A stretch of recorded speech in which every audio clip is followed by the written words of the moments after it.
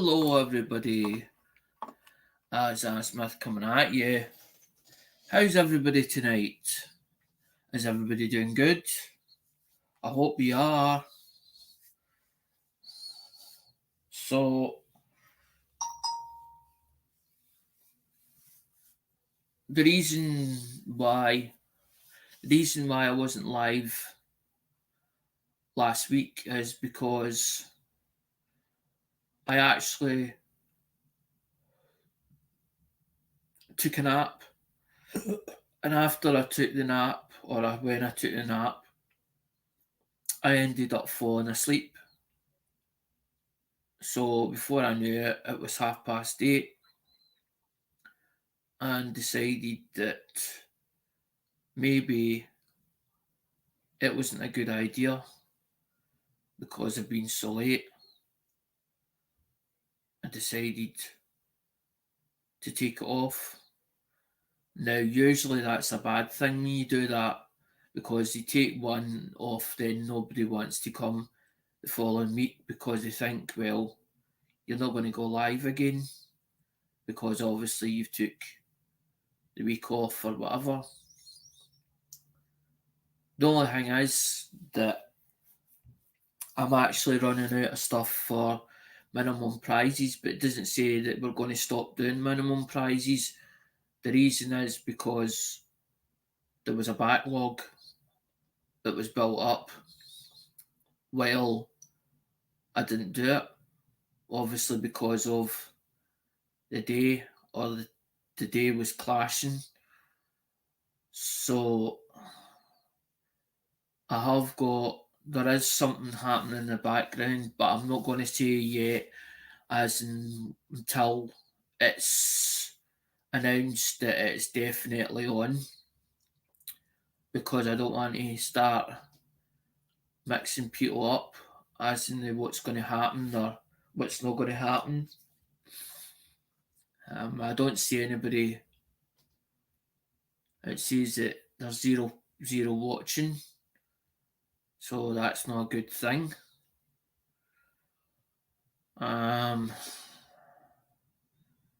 Basically, I would like to keep the game going on, but if nobody likes the game, or if they feel that there's something not right about the game, then at least put it in the comments, or even email me and say, I don't like it because of this, that, or the other. There's something that you said that I didn't like. I found offensive, because the whole idea is to basically be able to have fun.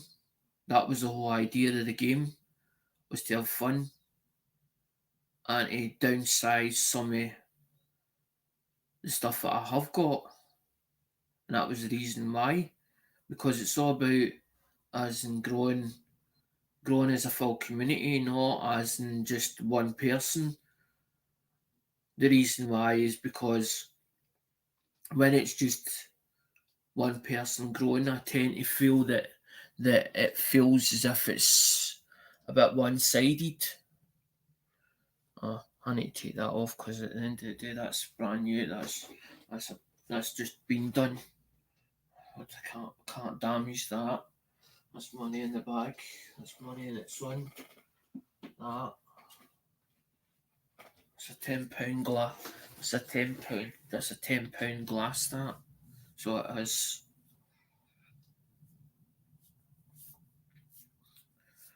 I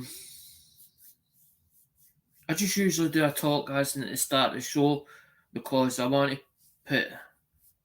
just want to make sure that everything's right, because I usually do explain myself, and a lot of the times that I don't really need to explain myself, but I do it anyway, because I don't want it feeling as if it's all one-sided, as in that it's because it's my channel and it's got to be done this way or that way. I want to be able to, for other people to put their comments in, and as in like when I do a video, and as in the comments are coming in, the comments come in we're going to do the game in a minute, Andrew, but I'm trying to explain as in the way things is at the moment. I'm trying to do 2 projects at the same time, and sometimes I'm chasing my tail, and I'm trying to do phones, and other people like yourself is not interested in phones, as in you think that's boring, so I don't bring it up as in what's getting done during the week. And then the whole reason why I brought the phones back into operation is because I thought, well, if I have to pay for the shipping or to send the stuff out, I need something to subsidise it, and that was why I brought the phones back, because I have got a love for phones. I always did have, and I always love repairing stuff. I just love repairing stuff. I love repairing things that somebody think or they think it's knackered on eBay, and they'll put it on eBay, and it'll say in a description, this is locked, or it's doing this and it's doing that. And I love a challenge. I love to get that challenge. I love challenging myself to see if it's possible to fix it or to do something with it. And that's what I love doing. But I also love doing the videos. I actually enjoy making the videos for other people to actually enjoy it. As in, to see a coin or something about a coin, or a coin, and they see something different about that coin, and they say, Alec, by the way, I just noticed that. I noticed that there's this on on that coin. Is there any chance you can bring that coin back up in the next video? Because I really want to see it. As in, I've seen something of it. I seen something that I saw an error, or I saw a some kind of deficiency or whatever on it, and I want to be able to see that coin again, because the whole idea was to bring coins. The to the coins were a talking point. The coins were for content. That's what the coins were for. But as I got involved with the coin community, I felt like giving something back, putting something on the table, and that's what I did. That's what I did, and that's why I decided to bring the game involved. It wasn't because I seen others doing it. I seen something that I thought, this might be fun. This might be something it's enjoyable, as in it's not a two-way. It's not a one-way thing. It's not a one-way thing. I was hoping you would actually appear 710, because I was hoping that there was a possibility that you might end up joining the panel, because I didn't want to say too much. I didn't want to say too much at all, as in what has been talked about or whatever. And I don't know. I didn't know if you wanted me to let them know, as in that what we've got planned. So I didn't want to say too much at the moment in case it didn't happen, because I didn't want to get them mixed up, or the followers or the supporters mixed up 710, because I could say something and then it could change. So I didn't want to say too much. But I'm thinking, I hope 710 turns up. I was like, I really hope 710 turns up so we can put it out there. Because I think it would be as in worthwhile. I think that I have decided that I am going to do it. I am going to do it. I really do want to do it. But if we need to change the day, I want to be able to put it out there that we've changed the day and why we've changed it. Why we've changed it before we do it, so that you know what's going to happen. Because I understand what you were saying in some of the emails that you sent. So I'm like, well, maybe it's worth putting the rules down as well at the same time, as in setting the rules out as well. Because you're right. Because it's going to end up confusing me, and I'm going to get backlogged with stuff, as in all kicking about all over the place that belongs to other people. I can't see what you're saying.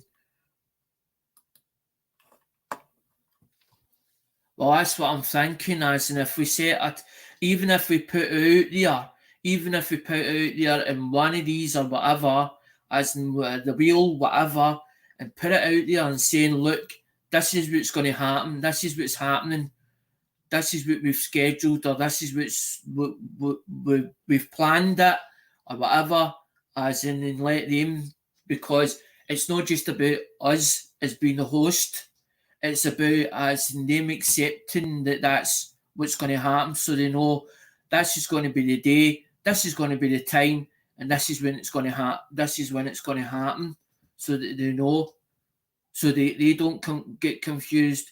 Because my whole idea was to do, as in, even if it was a two-sided operation, do 1 week on mine's and do 1 week on theirs.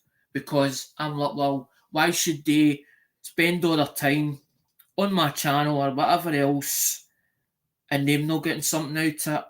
It's a case of we both are happy with what's going on, and we both are enjoying it. Plus, also, it's giving you the views as well. Because I don't know how to do a double stream, as in, like, as in what you said. I don't know how to link it. If you show me how to link it, or show me how to link it or whatever, then we can do it. If there's something I don't know about, I'd rather somebody show me. Like, you need to do this, or you need to do it this way, or you need to link it with this. You need to take that link for there, and that's got to be then added to that. Because sometimes I don't know it all. I don't know it all. I wished I did sometimes. And people go, you should know that. You should have done. You've been here long enough. No, I don't understand things when you tell me either spoken or written instruction. I can't take it in. But when you show me something, or a video showing me it, I can get it pretty quick. I catch on. It's like that one where I doing a set of iPhones, right? And I'm going, there's a part missing off of them brand new ones. So I'm like, I don't understand that. So I've watched a video, and the video's no sunk in. A week later or 2 weeks later, I goes, I've got a funny feeling that back plate needs to come up. That's slightly glued on. You gently tease it back, and you got to take all these screws out that panel, and that panel comes as a full section. I was like, right, I've got it. Now I understand what I'm supposed to be doing. Oh no, you dear, you little bugger, you dear, come out of there.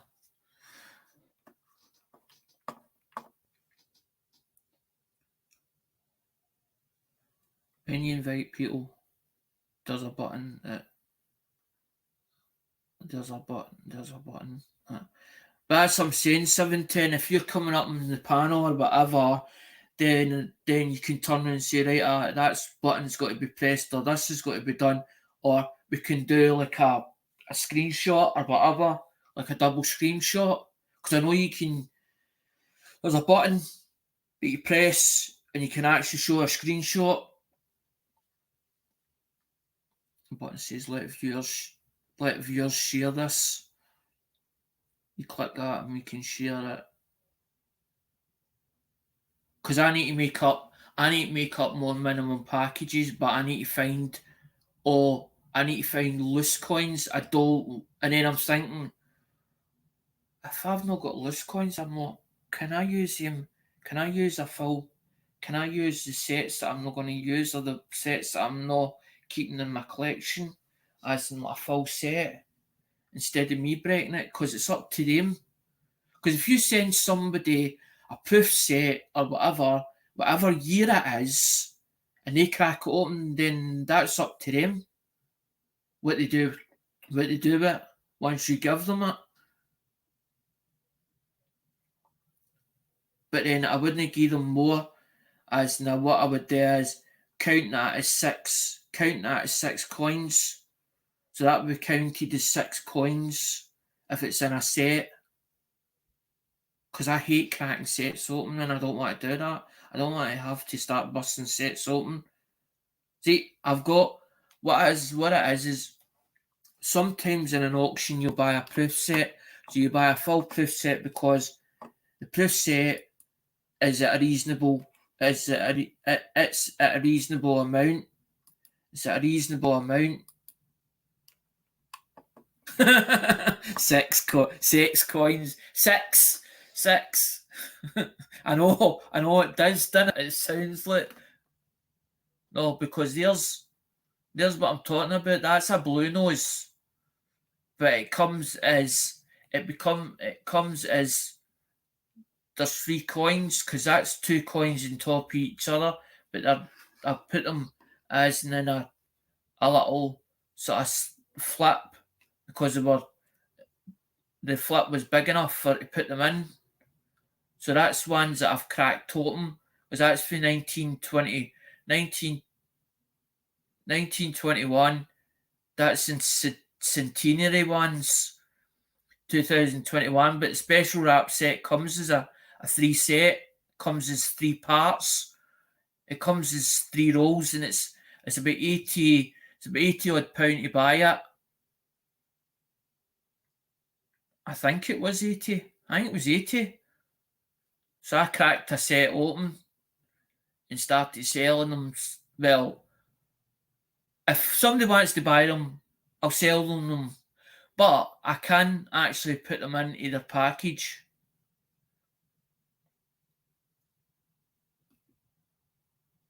Because that's the whole idea of the minimum prizes, is to put like single coins in. Because it's like that. If I have it in my set, there's no point in me having another one in my set. As in like that, 1969 or 1966. So I'm like, well, if I can't sell it, surely somebody would like it as a giveaway or as into their package.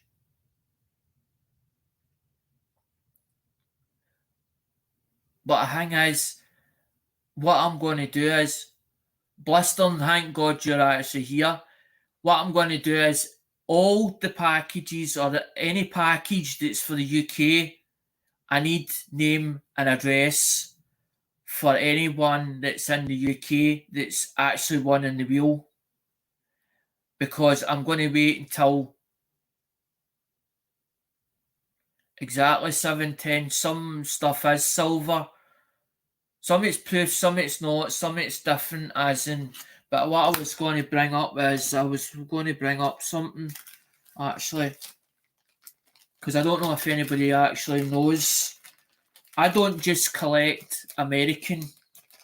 I collect all different stuff depending what's in the auction in that day.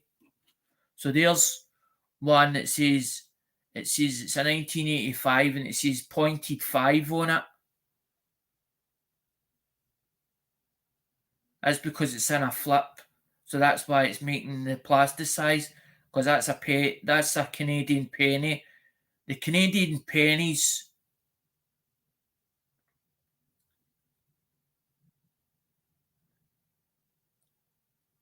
No, Blister, the whole idea is basically if somebody wants to do a mail call for us, that's up to them. I'm not going to hold them and say, with a gun to their head and say, you have to do a mail call for me. It depends if you want to do a mail call with the package they get sent. The whole idea was to basically get the channel to grow. But it's not just about me growing. It's about the whole community growing as one. So that was the whole idea behind, and the reason why was as in the coins to have content for the channel which would be coin related. Americans took me in with open arms, made me feel welcome, and that's why.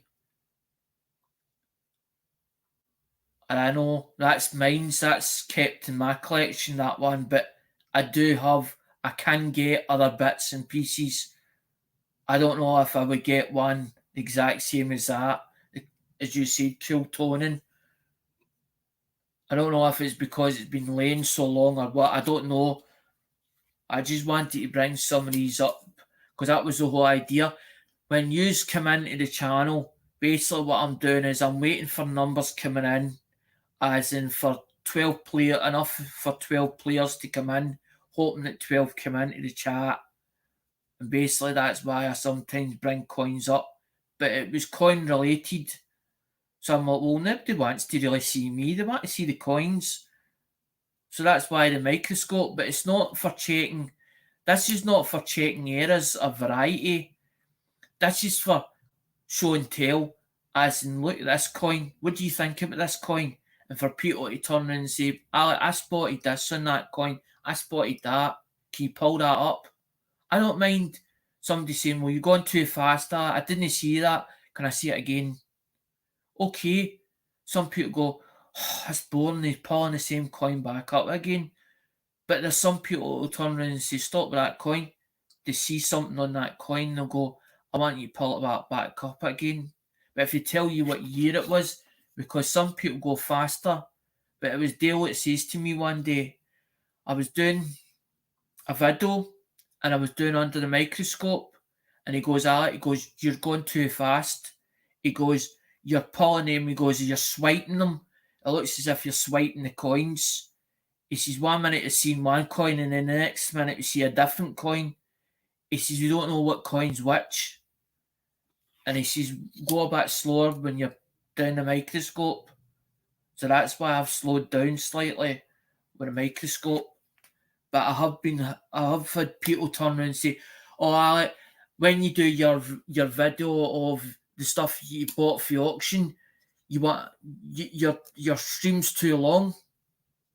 Well, if I open a box, I want to open the box and I want to go right through the whole box. I want to be able to show you the full box, what's in the box, and what coins I got. That's the whole idea behind it. Yuck. I want to get a wee bit of spotties.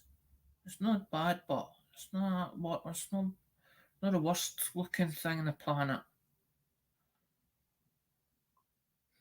Because I have got rolls of Canadian pennies that I bought a long, long time ago that I've never ever opened.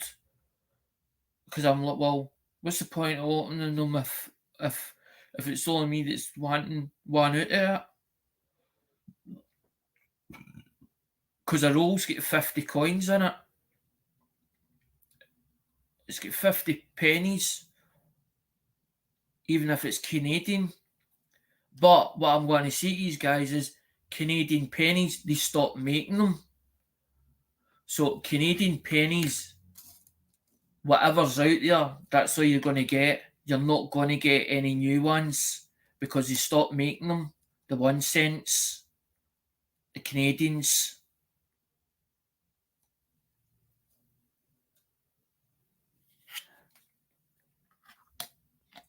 And it wasn't to make profit on them because they stopped doing them.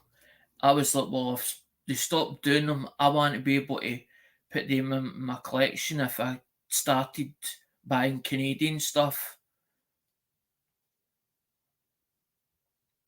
That 9 looks as if something's I can see something about that 9. Do you see it, guys? As in, do you see where the 9 is? You see the inside it? There's like a line. As in the inner side of that. Soon America will stop making them and it costs them more to make them. Exactly, 710, that's what I thought too. I wonder if that would be the case of American ones then as well. Are they going to stop doing their ones? If Canada stopped making theirs? And a lot of people are like, well, that spoils my collection. I'm missing the 1 cent at my full collection. Or I've not got my Canadian ones, my Canadian 1 pennies. So it's going to spoil somebody's collection because they've not got the one that they've stopped making.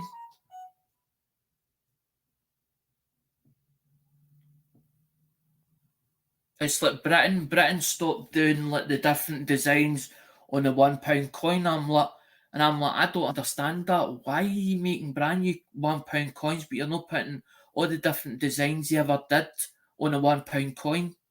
They're only putting one design on it at the moment. I'm like, that's stupid. You're putting all these designs on a £2 coin and a 50p piece, but no on a but no on the pound coin. They're pushing for digital currencies, but without satellites, that's not going to work. Exactly, 17. You're bang on. You are bang on. Because Mum had a good argument. She went, "What if the power went out?" I'm like, I can see your point here. I can actually see your point.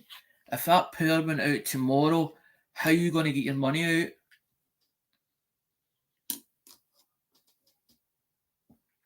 No, he's are going in the game, guys. Polly's in the game. Polly's not well at the moment. Polly's gone for surgery, but Polly's still due a package, and I've let him know that if he wants another package, then if he wants to be re-entered, that would there be any chance of him putting a donation in? I didn't want Polly feeling like I was like pressurising him to put a donation in, but Polly put a donation in, so at the end of the day, it'll it'll cost because it'll cost me money to send it to him. But as I said to him, I says you're already being paid. You put half it in. Because he says, well, much will it cost me? I didn't want to turn around and say, well, it's up to you what you want to put into it. But I was like, well, you put 15 in it last time. I was like, you paid half of the cost. I don't mind paying half of the cost or somebody saying, I put half of that in. It takes a bit of the pressure off of me trying to find that money for somewhere.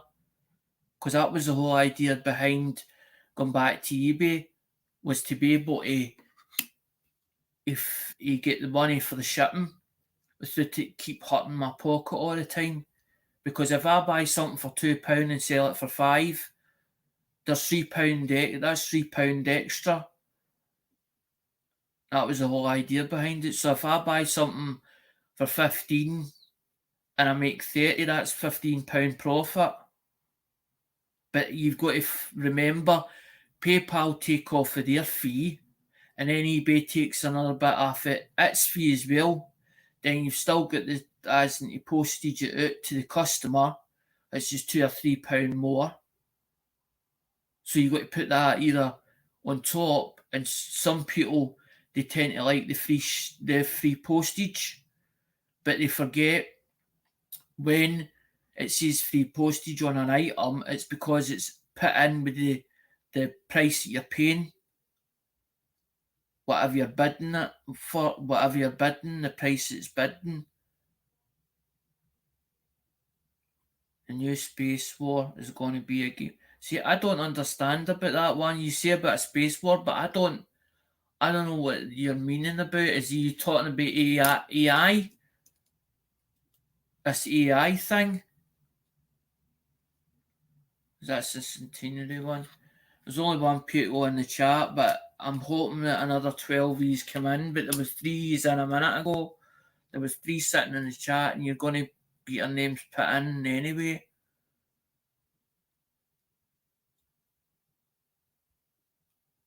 Because I'm a bit late tonight. Because I had to wait for my dinner going down the hatch and settling itself. All you would have heard was me button all the time. Because obviously it's trying to digest.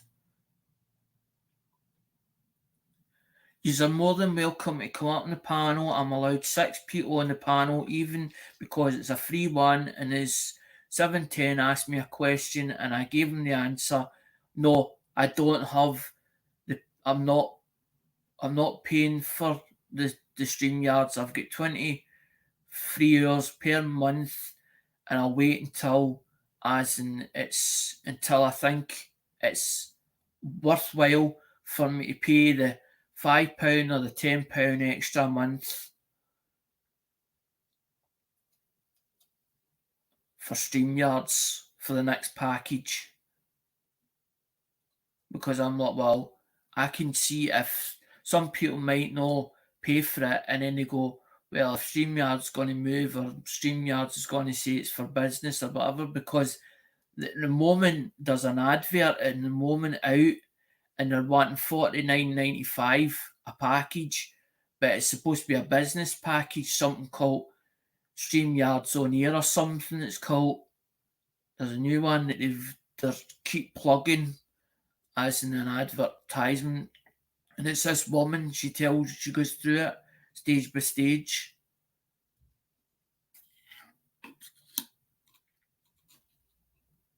Well, I can see it moving, blistering. It's saying 0 now on StreamYards because I've only got StreamYards opened.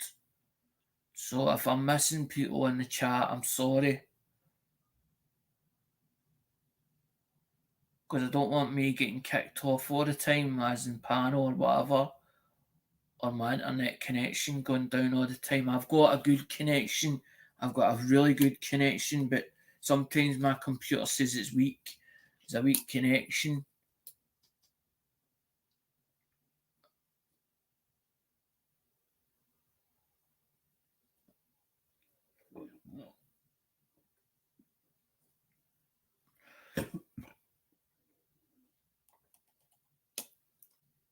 Because Cares Free Spirit needs to contact me. David Bradley needs to contact me. Rulliglin needs to contact me. The people that are in the UK, Rob Random needs to contact me as well if Rob's in, as in the UK as well, if Rob's as well's in the UK, if he's in Nottinghamshire. I need these to contact me, guys, as in, because I need your full name and your address, so I can send the ones that's based in the UK for what you've already got. Because I'm tripping over the top here at the moment. I'm trying to get my collection into order so that I can bring a new box out. Because I've got another 2 boxes coming in. There's 2 boxes that's already been getting shipped, and there's one coming over for CoinOp. I've already paid for it. I paid for it. Was it last night? I think it was last night. It was either last night or the night before. What is this? Saturday? Is it Friday? It's Saturday. If this is Saturday, then Friday. I paid for it yesterday, and it cost me just over $200. But that's because I bought stuff off of their auction, and also shipping was to get still paid for. She's like, well, that's including the shipping, because I've got a cherry pickers book coming over with the 5 in the Cheek attributed, and it's actually autographed by Robert Lawson. It's actually autographed. Hi, Jesse. As I said, whoever comes in the chat will get a number. The only number that's allocated is Paul Hampton, which is number 4. People go, but how come Paul's got a number? Paul's number, it's Paul's number. It's his favourite number, number 4. So because he's in it, because he's paid his shipping, so he's due a package, and he's like that to me in Messenger. He goes, can you go through that package? Can you go through that package? I goes, I'm going to be there forever, going through your package to see which ones you've got and which ones you haven't got. I goes, that's your job. I just told me I wasn't being nasty at him. I just goes, that's your job. I goes, that is your job to do, not mine's, to go through it. Because that's what I'm saying. You've not just got like a Canadian, you've got guys like a bit of foreign, you've got a bit of British if I've had it as in a bit of British, because I did get somebody who was charging me slightly more than face value for the 50 pence pieces. And what she was doing was is she was going and sorting them all out as in different designs, and she's like, what ones do you want? I need this one, I need that one. Well, that's going to cost you £1. That's going to cost you 150. So it meant then I didn't need to do a coin hunt. But I kept saying to you guys, if you want me doing a coin hunt, I need as many names put forward in the comments so that I know it's worthwhile me going to the bank and getting 50 pences or £2 coins and us searching through it. The reason is because I want to be able to search through it, not to keep them in my collection, is to give you guys them, as in because people like the British coins. The older British coins, I need to go to auction to get them. The 50 pences, I can get them straight out the bank. The £2 coins, I can get them out the bank. If you want decimalised 2 pences, I can get them out the bank. The older stuff, as in the threepenny bits, the big 1 pences, the big British 1 pences, they all have to come out of auction or go on eBay to get them. Some people's like, but I've not got eBay. I can't deal with eBay because there's certain countries that are not allowed, or they've stopped them from dealing with eBay because they were excluded. Coin caption, you'll get a number as well, buddy. Who's ever in chat, I'll get a number. I just want to be able to show these now. Just stay, guys, as in there in the chat.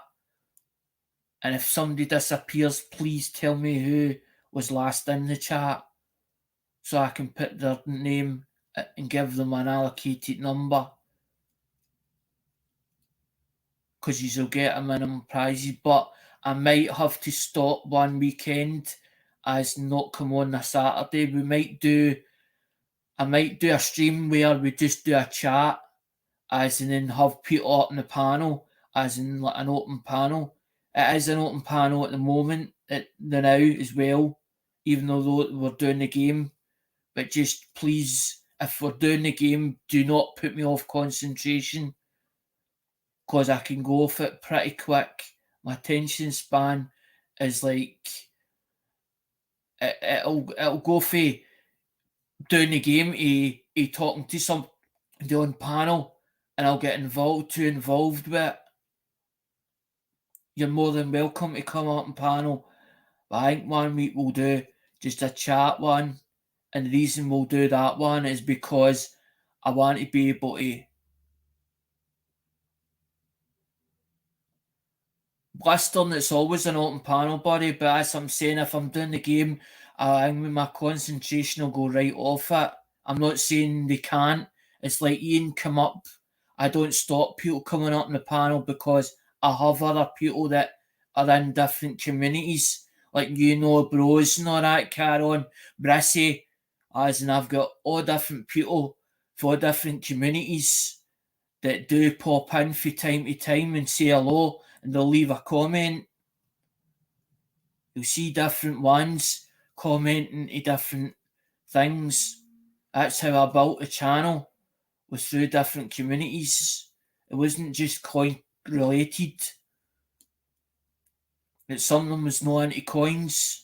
Some of them go, oh, no, not again, the coins again. And there's other ones that go, no, not my panel. I like they don't do it deliberately. They're not. It's not ill intentions or anything. It's just every time they feel as if I take over their show. Aish does it. Aish, I can't mind his channel name. And Raphael Scrapper does it as well to me. He's like, oh no, he's like, and then some people go in the chat and they'll put coins, because they know they'll get me started. Because they want to see what will happen. That's what they're interested in. What'll happen to Ali if I keep him going or get him started? Will he get booted off a panel? Will he get booted out the chat? And they think it's quite comical. Because why wouldn't you be interested in coins? You're dealing with coins as in your pocket. So you're telling me that you see these coins advertised in a newspaper saying this one reached £150. Wouldn't you be interested in if you could take a coin, a 50p coin or a pound coin, and double your money on it? £150 on eBay. You'd be looking for the coin as in what coin was it? Was it a rare coin? Was there an error on it? You'd be that interested. I can earn money out of coins. Oh, hold on here a minute. I can earn money out of coins. So I've got a coin that's only says a 1 cent or a one penny, and I can double that. Exactly, blistering. There's an artist that done the design on whatever coin, and some of them bring me because that's what I'm saying. You go on Change Checker or whatever, and Change Checker says, by the way, this coin's worth that, or this is the value of this coin. You're trying to figure out why are they saying that? Why is that value? That coin's different to the value that it says on the actual coin itself. I didn't do this because of earning money or making profit out of coins. I done it because there's a full big community. I didn't realise how big a community was. I'm still meeting people that I don't even know. I'm getting told about people I don't even know. I'm like, who's that? Oh, that's such and such, Alec. I never know. I didn't know they had a channel. He's that, blah, blah. And I'm like, explain his channel. Can you tell me about his channel? Exactly, blistering. Once you look at them closely, because the way that they grade them is when they grade them, they're only looking under a loop. They don't have them under a microscope. So you have to put on the form sheet as if it has an error or whatever. I do have a few that I did win off of somebody, and I'm not going to keep on about the name because some people, because of what happened, are like, they start a carry on, and I'm like, look, please do not bring it in here, as in because of this person, as in disappeared. You don't know the full story for first of all, and you don't know what happened. So don't keep bashing the guy. Do you know what I mean? He done a lot of good things as in our community at the time when he was here. Because there's one that says a hanging three. There's what it says on it. It's 1963. Yeah, it says double hanging three.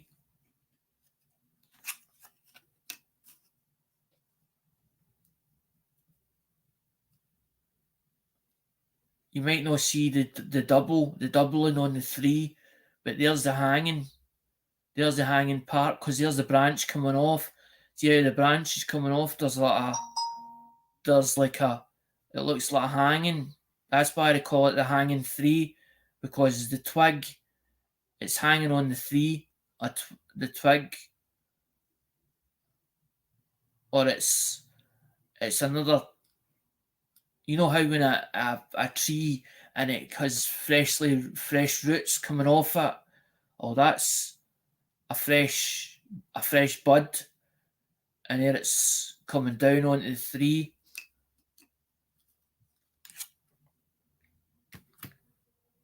That was given as a GW, as in for Lemonhead Penny.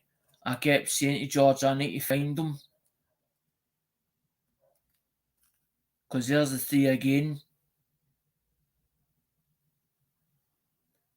And you can just make out the it hanging off the three. and he's got on there. He's put on there. He's put on there 1963. I can't remember what that G something. Nah, hanging. I think that's hanging. The way that he's done that. So that's coin caption. I don't put prices on things because I'm not sure. You would have to check the book and you would have to check the last. As in what the guy used to do was before he would set up the auction on a Tuesday, he would go and search all his stuff. Like he'd maybe have 30 lots in his auction, and what he would do was he would go and check the last 7 days, what it priced at the last 7 days, and then he'd take a quarter off, as in for starting price, and that's the way he would do the auction. But Lemonhead stopped. He's not doing the auction anymore. He's back doing construction. He's doing all right as in Lemonhead, but he's not put any videos on his channel, and that's why I knew that there would be a time it came that the auction may stop. So I knew that it could be a possibility. So I usually, before anything happens,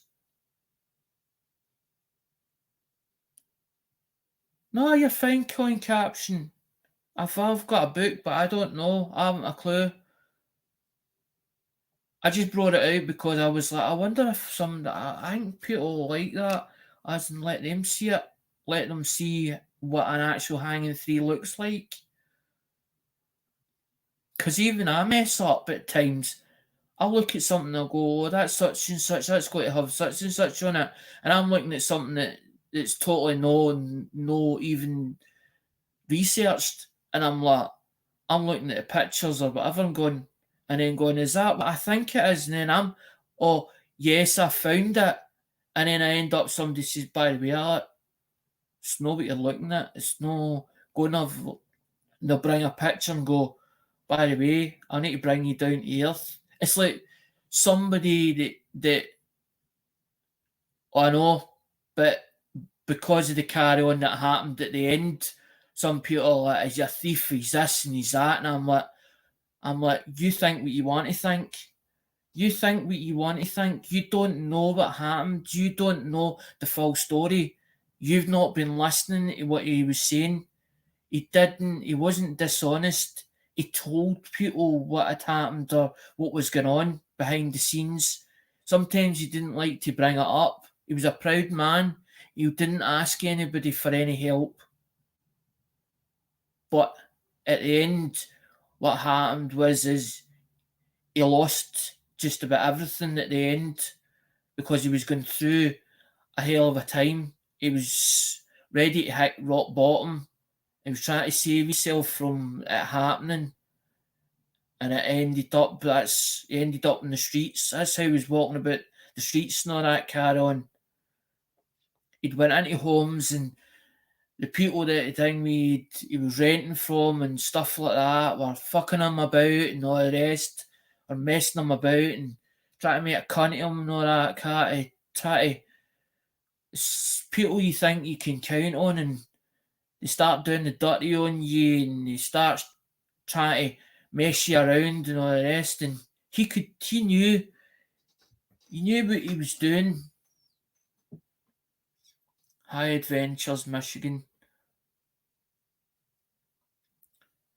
But I got a lot of good stuff off him. A lot of nice stuff that I've hoarded back whilst building the channel, whilst building this channel. And I'm not saying that it was hard going, but I've enjoyed every minute of it as in building the channel. And I'd like to see the channel go further. I would really like to see the channel go further because that's what it's all about. But it's not just about me. It's about the community growing as a whole. As a whole, if you get me. I don't stop people putting their links in the chat and all the rest. Just don't, please, if you're going to put your links out there, don't keep spamming it. As in, don't keep putting it in every 3 minutes. Every maybe 10, 20 minutes, put a link in, get somebody else's link, put somebody else's link in it, as in if you're a mod. Let the channel, let the supporters know that you're going to do your bit, as in you're going to help, because that's what it's all about, is to this community to grow as a whole. It's like Blistering. I want to see Blistering do well. That's why I keep with the comments. I don't put negative stuff in. I try not to put negative stuff. I try not to bring people down, as in thingy, make them feel bad, worse than what they do that day, because I don't know what they're going through. I don't know what they're going through. I should try.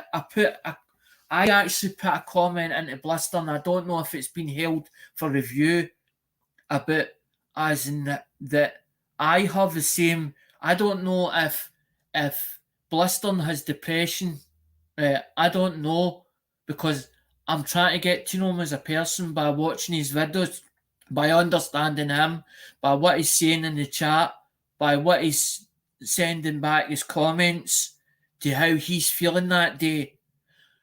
Now I put a thing in saying, and it disappeared, as in a bit what I go through and how I feel sometimes, because one day I could be up as in high, as in like the energy, I'm buzzing, and then the next day I could be down in a low. And I know what it feels like, as in you feel as if nobody wants you, nobody likes you, you're not loved by anybody. So I sort of get it. Exactly. We're supposed to lift people up, not bring them down to negativity. I'm sorry, Blistering. You don't need to explain it, but I'm trying to understand you as a person. If you're going through depression, if you get mental illness, but I'm not using that information to hold it against you. I'm trying to understand you as a person, to know you as in fully, to know what not to say, what to say to you, as in to bring you up. And that's how you see me saying, keep doing the videos, keep doing this, because I'm wanting to see you do well. I'm sorry to hear that. Mum's riddled with it. Cancer, I know. My dad had vascular dementia. He was a different person when I was here. And it affected me. I was like, I'm really upset by things sometimes he was coming out with and stuff like that. I'm thinking, I don't know him anymore. I don't know him any longer. And I felt as if I'd turned my back on him. But he turned around and says to me, well, if you've got a girlfriend, go on then, fuck off. Go on then, fuck off. It was his way of telling me it's time to go, time to make a life for yourself. I've done enough. I've gave you enough information. I've gave you enough knowledge to stand on your own 2 feet, son. I think it's time you went. We've hung about a long time. It's not that I'm disowning you, but he was in it. Dad was an alcoholic. He couldn't admit it to himself, as in with the alcohol. He wasn't a bad person. He wasn't a perfect father either, but he tried his best. But this is what started me, as in the auctions and that, because he used to buy to sell, that's all he did. Bought and sold, and he was good at it too. He come up with something, and a new venture. He got into new ventures. He done it with Skelectrics. He done it with 112 stock cars as well. He done it with him, as in radio controlled cars. He was doing it really good at it. And then it was one day went, I've had enough. I've had enough of the challenge. I've had enough of it. I'm going to go into something else. And then we went into Skelectrics, but he was really good with pictures. He was really good with photographing things. He wouldn't make the photographs wouldn't be false. They would be exactly the item that he was selling, but he knew how to take a picture, knew how to what lights to put it under and what background to give it and all that carry on. And he learned it himself. He was self-taught. He wasn't didn't go to photography lessons or whatever. He went to jewellery class as well. He done a few things with jewellery class. He was quite talented with his hands.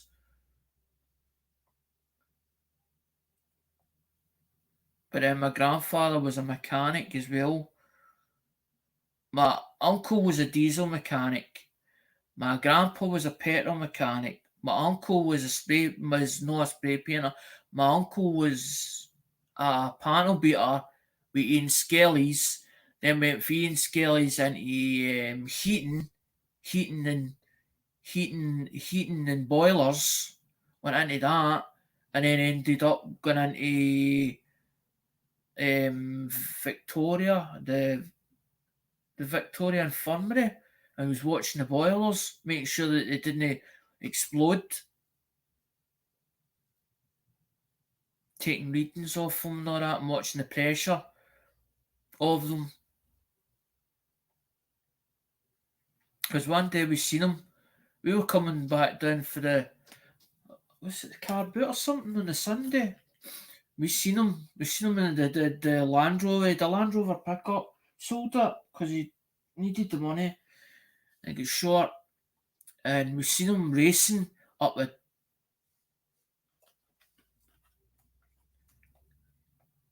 Adventures Michigan. He's part of the channel. That's why the banner is in memory of him. He was, I didn't know, Mum told me he was into fishing vessels, which I never knew about. I knew he liked going up to St. Mornings and as in seeing stuff like that, but I didn't know he was into fishing boats and that.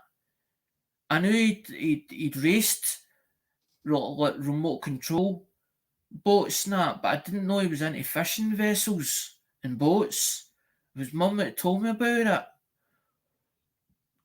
it. So it ended up, that's why he ended up. But you always talked about the Phoenix, how the Phoenix burnt and crashed. No, we're going to do the game. I'm just putting some coins underneath it because I was like, I'm going to do these ones, and you get such a. What happens is you get such a mess in the table or where you're working from, and you end up with it's as if bits everywhere. I don't see 710. I don't know if he's disappeared again. I don't see him in the background or up in the panel. Because I was hoping he was going to come up in the panel. He's like, we're going to set a time or whatever, or we need, as in with you see down the chat. What we're going to do is we're thinking about doing, or we've decided about doing a duo, and 710 wants to help the channel get the hours. And what 710 wants to do is he wants to put I don't know if he's putting rigged or whether we're going to do like a link between between the two channels. But we're going to set up he says about we need to set the time. So I don't know what the time will be yet. And I didn't want to say as in we're going to stop this game or we're not doing a Saturday anymore. I says to him whatever day he's available because I want to do it like a duo thing. It's not going to be like a comedy act. It's going to be two YouTube channels who's decided that they're going to get together. But I didn't want to say anything in case he backed out in it. And that's why I didn't want to say nothing because I was like, in case it doesn't happen. Because we'd been talking about it for quite a while.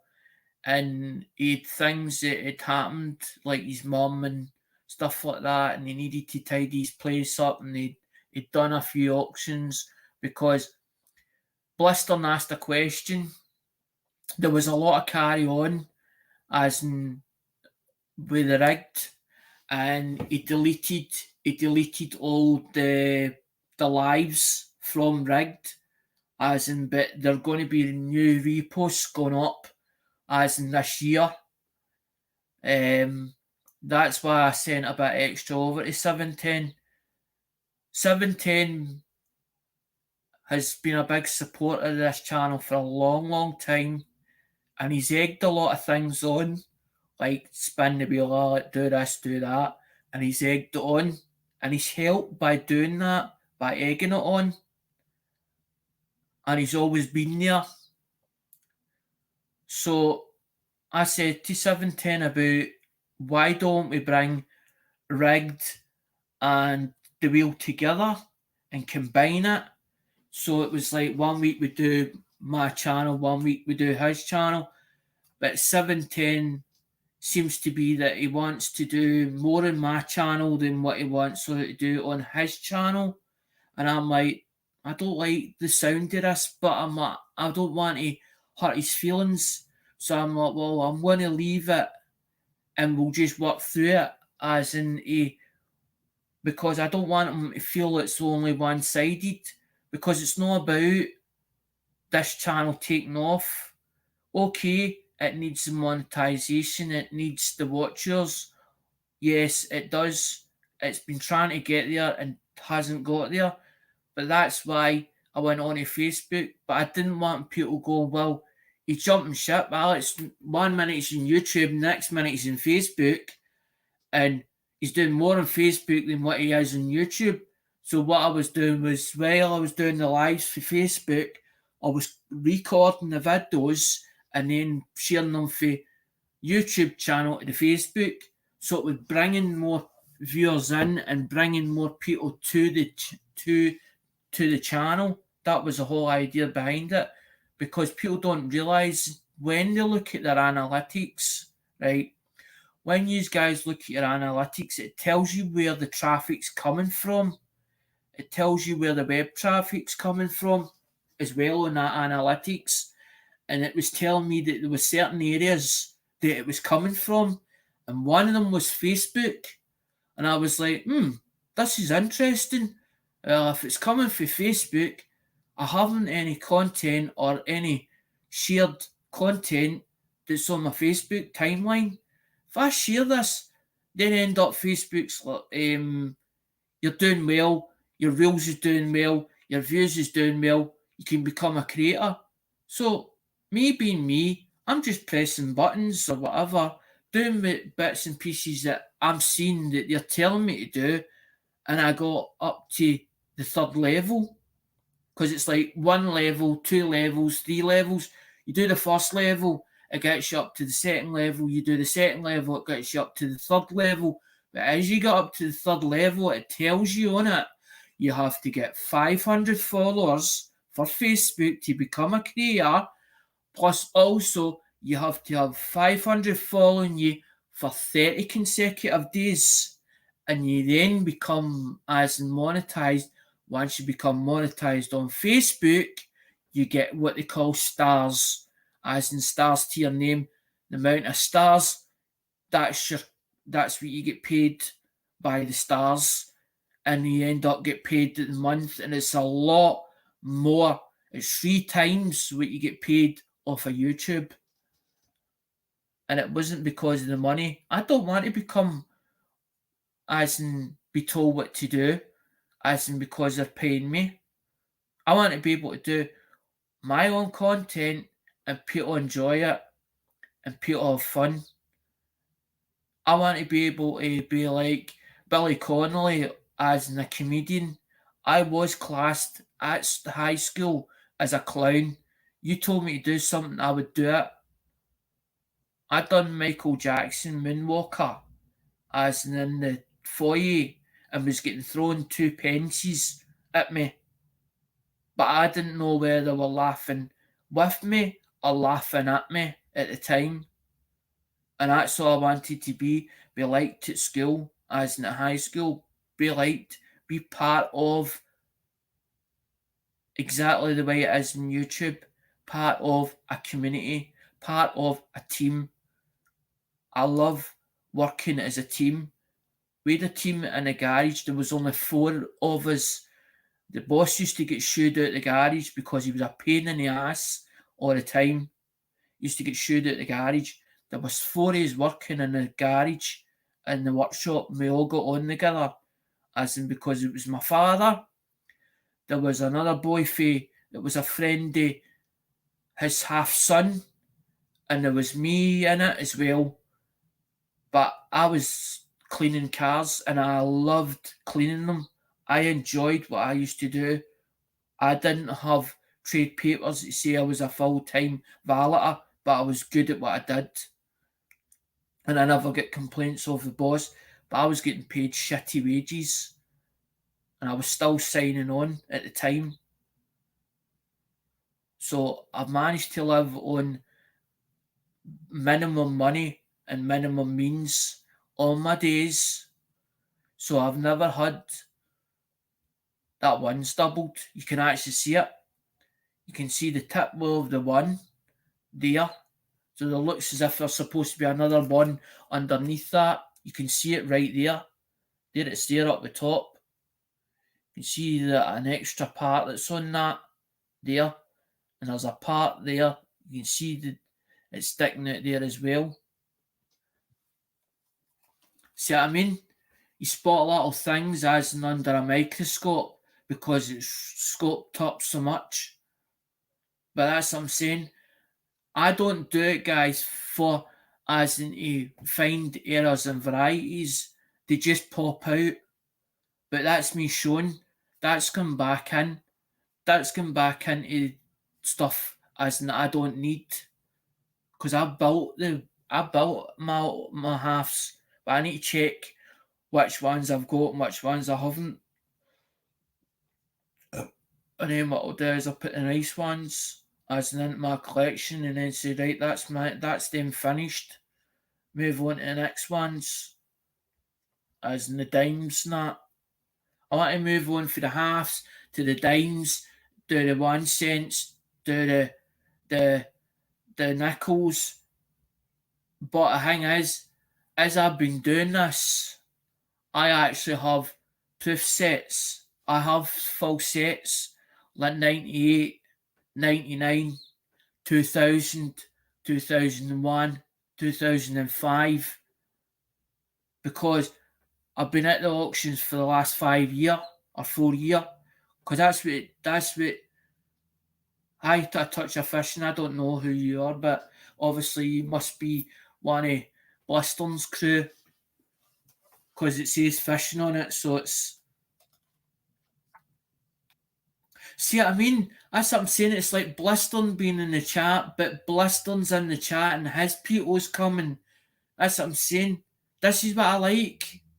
Because there are people like Adventures in Michigan with Lisa. She might be for a different community, but her people's popping in to see her.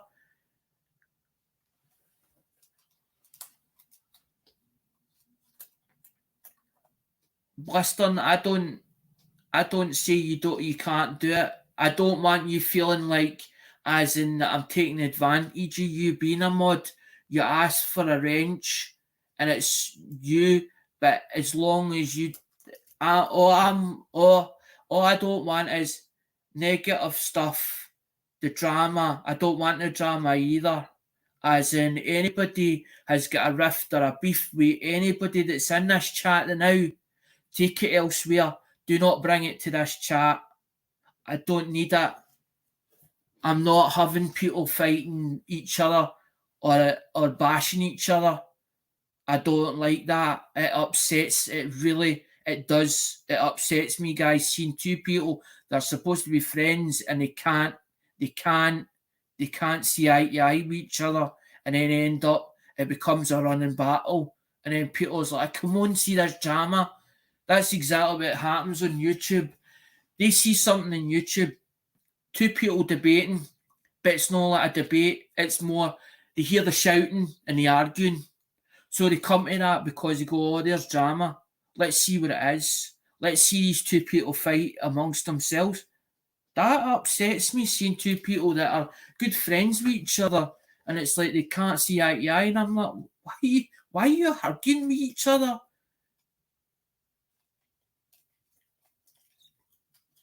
Well, that's good then, touch of fishing that you don't do drama. You see all this drama on YouTube and you're like, why do we have to have fucking drama on? Because it's like they say that drama sells, right? It's like you watching Coronation Street and somebody hits somebody with a motor. You see the funny side of it to a point, but then you think that poor person, and it's like as in Bliston saying about cancer. We don't know what he's going through, right? Because we've not went through it ourselves. Unless you've went through it yourselves, then you can fully understand what Bliston's going through. You can only feel for him and say, I'm sorry to hear that. I'm sorry you're going through that. But you don't understand it truly until you actually it happens to you. Then that's when you understand because you're going through the same situation as that other person. It's like me going through homeless so many times. I understand it because I've been there myself so many times, it's unreal. So I understand what that person's going through. That's how I was with Lemonhead. I could totally understand what he was going through at the time. But I got a lot of good stuff off of Lemonhead and I built it up. Because Lemonhead says to me one day, what the hell are you going to do with that stuff, Alec?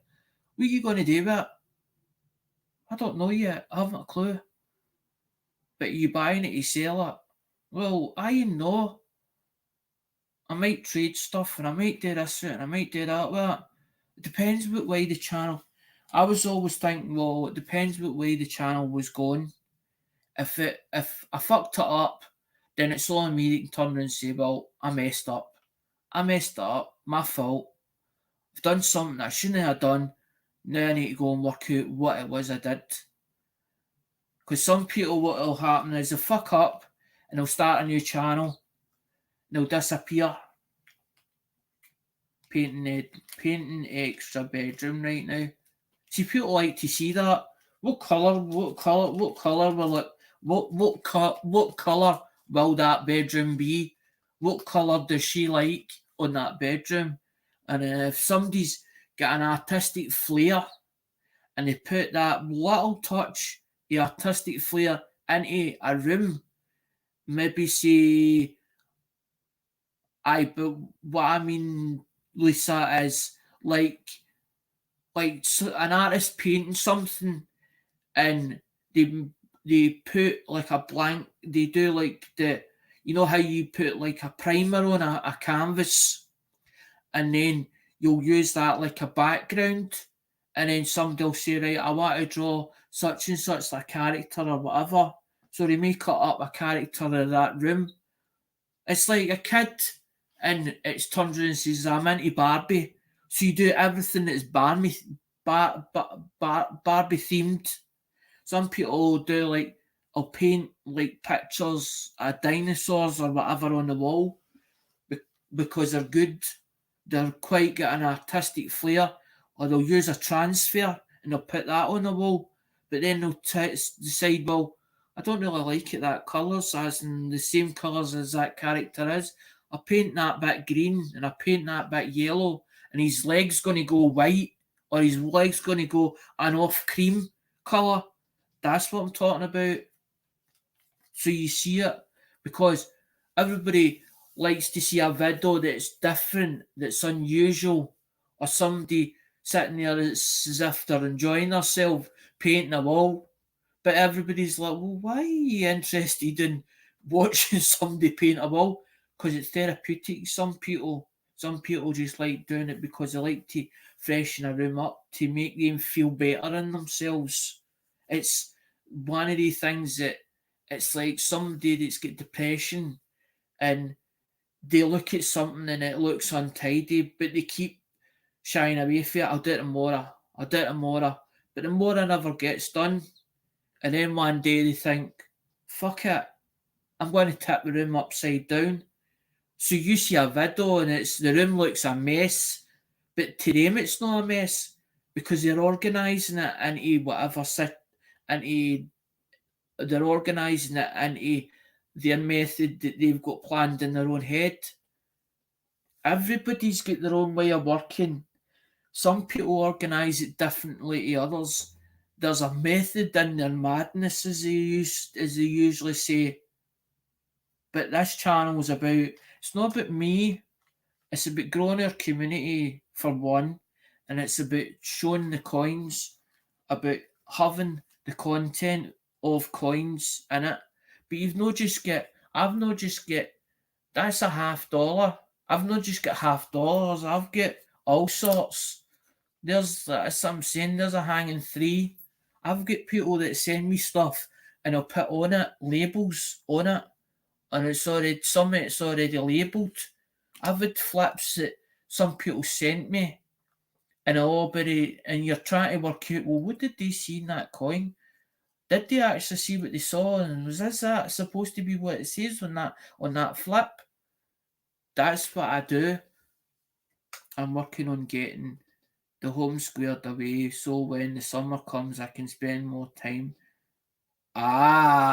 Metal detecting. So there you go. Adventures with Michigan is metal detecting. There you go. That's why. It's winter. It's too tiny, too cold outdoors to do metal detecting. Right. Now I see. That's another one that's in our community. Metal detecting. We've got all sorts in our community. We've not just got people that collect coins. We've got people that dig coins up, and they like showing them what they've dug up. I love watching somebody metal detecting as well. Hear them with the metal detector, and you hear bleep bleep bleep bleep, and they're sitting there listening, and then all of a sudden, and then they've got the spot fit. They've got like a spot finder, and they put it into the ground. What they'll do is they dig what they call a plug. So what they do is they dig a plug, and they pull that plug up. But they know exactly when they finish. When Adventures Michigan digs something, you wouldn't even know that she or he is dug it up, because what they do is they dig a plug hole and they put the spot finder in. There's like another detector, which is like a handheld unit. And what they do is they put it into the ground, and it basically picks up the signal of the coin, where it's metal of some sort. But they don't know if it's a ring pull or whether it's a coin. I've been learning how to do better videos and longer videos. I'm not doing Lisa, you do them what way you like. There's no right or no wrong way of doing them. I do mine. I don't edit. I don't edit my videos. So every video that I've ever done has got mistakes in it. So put don't let people put you off and say you can't do this and you can't do that. If you want to edit your video, you edit your video. If you want to take bits that you don't want in it, take the bits out. If you don't care a damn, leave all the mistakes and errors in it, and it becomes totally real. It's your way and your way of doing things, and don't let anybody tell you can't do it your way. It's your channel. You're the host. You put in videos that you enjoy. If you enjoy a hobby, put them out there and let others see, because there's plenty of people that will be interested to watch the video. They might not watch every part of the video, they might watch 10 seconds yet, and then you'll have ones where there'll be daft comments. Any ones that's hateful comments, you just delete it. Hi Stamos. I'm one of these people, you ask me a question and I won't shy away from an answer. If I don't know the answer, I'll say, I don't know, and then I'll come back to you with the answer. It's like coin coin option saying about this hanging three. I might come back to him in a week's time and say, by the way, I know what that is. I know how much that value is of that. I'm not going to pay for it either. We don't need it. 710. As I'm saying, if if if it's worth having it, we will do it.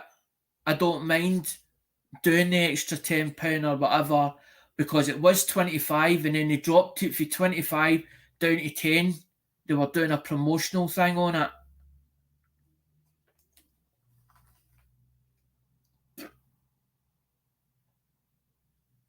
That blister and see hateful comments, you just delete it. Don't even look at it. I've got to sometimes there's been ones where I've read it and I've read it and I've really got emotional or upset about it, and then I was like, I shouldn't have read that. I should have just deleted it. Should never have even looked at it. Should have just deleted it and that was it. End of story. Delete and remove. Delete, remove it. Don't even look at it because it'll upset you as in whatever said. If it's a question and you think it's a question that's feasible or it's a question you think is worth answering, answer it. Answer it. If you think, even if you think it's a silly question, answer it because it might be something that somebody's interested in, a hobby that you do, and they're not sure, so they're wanting you to advise them. As in, what do you think about this? But the way that they've worded it, you think, that's stupid. That sounds silly. That sounds crazy. The way that's worded, it's not even spoken correctly. It's not even, the grammar's not even right. And you think, that's a troll. That's a troll. But never think about a person as a troll. When we first start YouTube, we don't have any feedback. We don't have nothing. So you don't have any content. You don't know the person if you had them. So you've got to take them as a new face. Don't worry about it, 710. I'm hoping that you come up on this panel so that they can hear what's going to happen. Because I want them to know, if that was an email between you and I, you should have said that it was only between you and I. But if it's to help this channel and to help you as well, I want you up in this panel so that others can hear what's going to happen, what's been decided, so they know what's going on. Because it's not fair to leave them hanging and wondering what's going on, and then they start getting confused. 710, the day's been changed and all the rest. Because that's what I said, when are you available? Because I'm available any day at all. But I want it so that it's right, because what we want to do is we want to get the UK involved and also the American lot, because Blister's for UK, so their time's different for what your time over is there. So that's how that I was like, well, this is like 7 o'clock on the after 7 o'clock at night time or 8 o'clock at night time. I was like, I'll get the UK lot on. But I'm like, I don't want just the UK lot in. I want the Americans in as well. I've told nobody nothing. I've got to get the time. I've got to get the time first. Aye, I know. That's why I sort of left it. I sort of was like, well, I'll just carry on what I can do, because minimum prizes, I've only got enough for this last one, and then end up I need to stop it for a bit, or I'm not going to stop it. What I'm going to do is I'm going to do a talk series, as in like one Saturday, because I'm going to have to open a box and find at least, I should have 3 boxes of world coins in a box, and I don't know which box it's in, and I got them from Cheapskate, and I know I definitely bought them because I kept one box of world coins for myself for to keep, and I bought 2 other boxes. I think I might have 4 in total. So I've got 3 somewhere else hiding, and I need to find them. because I'm like, right, I need them for minimum prizes because I'm like, I need them for, because the whole idea 710 was, as I said to you in email, I didn't want the people getting upset. Well, I didn't get anything because if I'd have started asking for spots, then it'd be like, well, what do I get for my spot? I'm only won once, and end up with people be upset. I didn't get nothing, so I was like, well, okay then. What if we done minimum prizes? So it means then that everybody gets something. So you get a bag. Might be only a couple of coins, but it's all good stuff. Because see if it's no good, I'd rather take it to the bank and bank it. That's got spots on it. That's no good for me. I'm quite happy if somebody turned and saying, how much 1 cents have you got? Oh, I've got 3 rolls of them. Can I get them? I'll give them for nothing. I'll go bank them, go and bank them. But I don't want the money for them. I just want them rid of them. I just want them out my road. Because stuff that's no good for to give to even a collector, or I wouldn't even put my name on it. If see, for instance, I bought a phone and it's faulty, and I test it and it turns out faulty, I'll not get it to nobody. That's no good. So to even put them back on eBay, I'll either break it for as a donor for parts, or I put it in somebody's package. There's an extra one. Take that. But I got that. I've got that. That's good, Bliston. He says I look through my coins and watching you lot.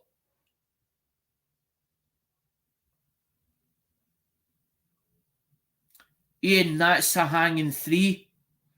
That's a Canadian hanging 3. There is see, this is what Ian's a big scrapper, right? So Ian, when Ian takes stuff to what Ian does is Ian's got a channel, right? Now Ian's got a lot of followers. Ian's got like 10k or 13k now, right?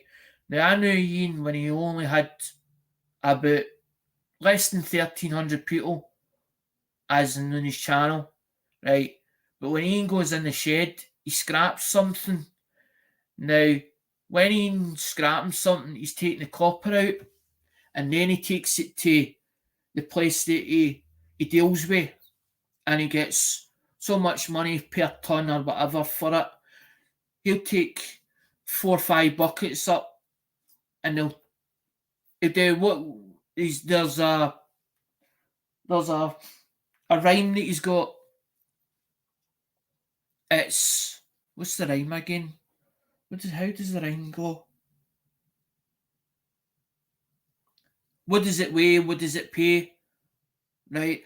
So when he goes up to the iron place or whatever, I can't remember the name of it. He takes it up and he'll weigh it in, and he'll come back out with a chitty that says £60 or whatever. But Ian doesn't look at coins. Ian doesn't look at a note and say, oh, well, that note must be worth such and such a value as numismatic value. Ian takes the note and turns around and says, oh, that's £20. So Ian might turn around and go into Lidl's and buy a bottle of whiskey for that £20. But he's not caring because he's earned that money. I like that, Ian, that one. What does it weigh? What does it pay? Exactly. That's why I love watching these videos, because it's about scrapping. But I have got a thing about scrapping stuff, or as in taking something apart and rebuilding something else with it. But the way Ian does it, he just does it for to scrap it. But the shed is like, as in it looks like a mess when you see the shed. Bliston, could you do me a favour? Put Ian Matthews' channel in the chat for anybody that wants to go and hang me, actually look at Ian's channel. No, I'm not being kind, Ian. I like your channel and I have done for a long time. That's why I followed you, as and I wanted to see you on the panel with Robert Nurden. That's why. And then when that carried on with Hazy Days, it never should have ended that way with Hazy. Should never have thought about it like that. I was only interested in because you were part of it, because you were shouting it out, saying about as in please go and see Robert Nurden as in Thursday night, as in live. And that's what I wanted to watch because you were part of it to see what was going to happen or to listen to what you had to say. Because I'm interested in finding out about things and doing research. Because this is what it's about. It's about being part of a community and building it, growing it further. It doesn't matter about your numbers or how many numbers you have. It's about putting something on that's good content or watchable content for others to enjoy your hobby along with you. Watching how the experience of you growing along the line. That's what I like.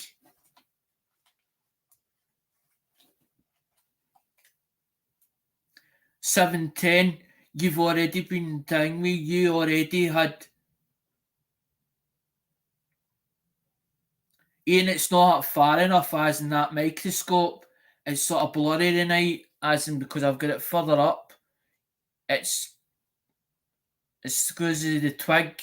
The twig's coming off it and it's connecting to the three. But aye, you're right. I can see why it's called a hanging three. But everybody's coin caption is asked, much is that worth? I don't know. I would need to go and check it up. And then it's worth what somebody wants to pay for it. It could be worth a couple of dollars. It could be worth $30. It depends what somebody wants to pay for it. And if it was sent for, that's a raw. If that was sent for grading, and it depends what grade it came up to, that would get more clout. But is it worth sending to be graded? That's what you've got to ask yourself before you send it. Is it worth grading? Is it worth the money to put in it? Because they charge you to grade that and to put it in a slab. Is it worth being in a slab? You've got to ask yourself all these questions.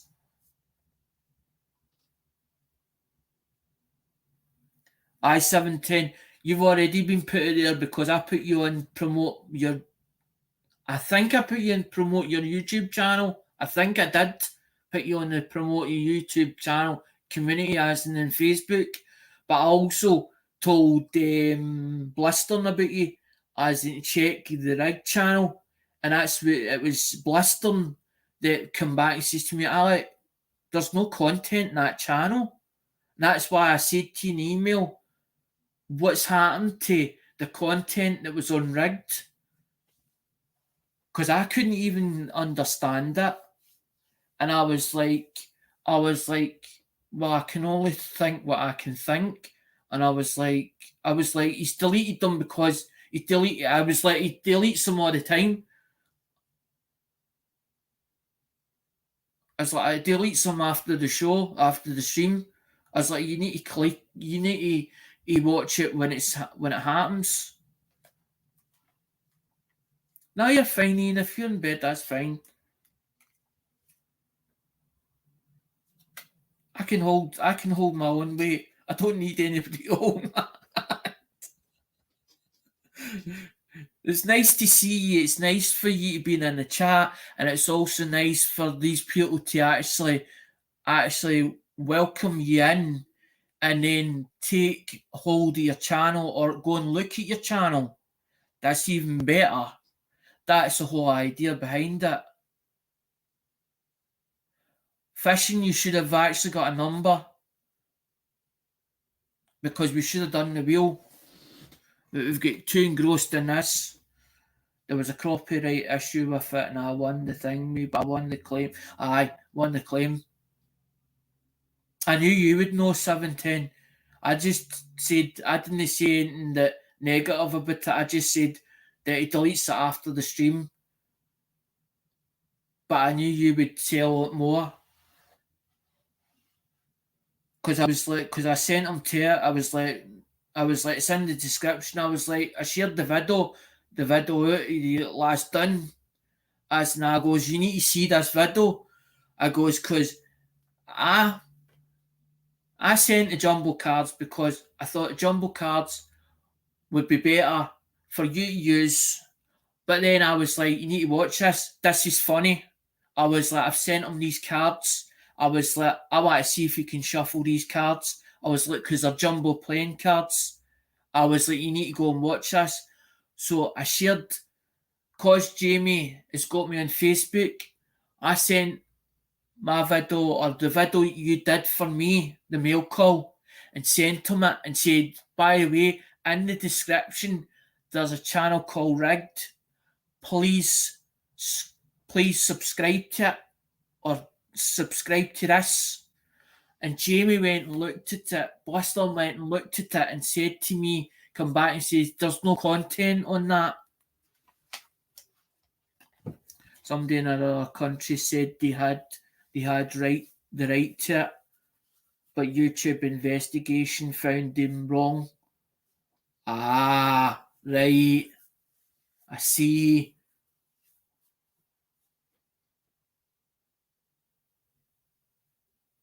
No, I always enjoyed Rigged, the game Rigged. Because I forgot all about it. I'd sent stuff to 710. He's like, this is that as this is behalf of Alec with these coins, and I'm like, oh, fuck, when did I send them ones? When did I send them in? Because you said about the one, I kept saying I need to send these ones that it belongs to him, as in by rights, and then I was like, because he read out, there was something in the video, and he read out the he picks this bit up, he picks this.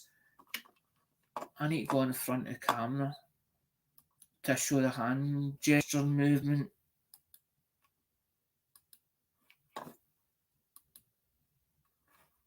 I think what happened was I wrapped this thing up, right? I wrapped, I think, 2 rolls in an envelope, and when 710 was doing the video, he didn't open the bag that it was in, and he kept turning it round about, and it said, as in for whatever the rig game or whatever, and he turned it round and he was reading out 1989 $50, and I thought, I need to email him about that. I was like, that's not right. I was like, that makes him look stupid by reading that out, and that's not what's in it. I was like, he's going to have a big head when he opens that envelope. The reason why I wrapped him in that envelope was to stop him from rattling. That's why I put him in there. But I can't remember if I sent 2 rolls or where it was just 1 roll and I wrapped it. As in, instead of putting a bit of cotton in the bottom of it and in it, I didn't have any cotton. So I was like, well, how can I stop these from rattling? As in, so if they lift it and it falls to one side, it won't shake or rattle. I was like, because the declaration said it was for metal art, but it didn't say what metal art it was, and it says quantity 8 on it. Papa York has just sent stuff over to me, right? As he sent stuff over to me, one post office has told him you can't send that. So he's had to go to another post office to do a different declaration form because I said about he's like, I sent stickers. Because I was like, well, you could use the rolls because I had what it was 710. I had 74s and I had 81s or 82s. So I'm like, well, there's 50 coins in that. You either can do microscoping them and look and see if you can find errors and varieties in them, or you can do what I do with them, as in open them up, take 2 of them, and there's 40 odd coins he's got for to give to somebody for others, as in his supporters. Because if you've got 200 supporters, you don't have 200. What if you don't have 200 coins? You know, 200 coins to give them. So you can't go, well, I can gift you this. Instead of, if you've got, because When you do these stickers cost you money as in to get printed. They can be between £1 a sticker up to $5 a sticker, as in just to get made. So there's money you got to outlay as well. If you can buy a roll for $9 or whatever and get 40 odd coins, they're all costing you like 3 cents a piece or 4 cents a piece. Because that's why I buy them. Because I'm like, well, if I get one coin out of that and I get my $9 or $10 that I paid for them, but there is rolls out there that like 1958 and all that do $20 and $30 just for the roll itself, depending as in the auction and where they're desired or not. Because there is errors and varieties, and some people search the errors and varieties and they can tell you which errors and varieties come out of what roll. Because I says to somebody, is it customer wraps you find these errors and varieties in, or is it a BU roll? And people told me BU roll, but not all the time. You'll find them in one in every five.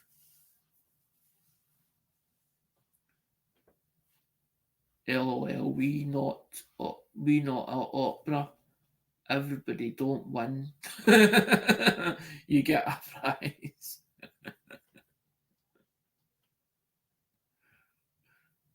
That's why I used to do donations because I was like, and then I used to do a donation with George, and then I would be like, instead of being selfish, I'd be like, I was like to George, right, give me 6 rolls. I would be like, I will. I'd be like, give me 6 rolls, George, and time me three back to the chat, three back to the channel, and give me three rolls. I'll take three rolls and give me and do three for the chat, and he's or three for your own channel to give back. George's like, you don't have to do this. I'm like, much is it? Just send me a request, a payment request.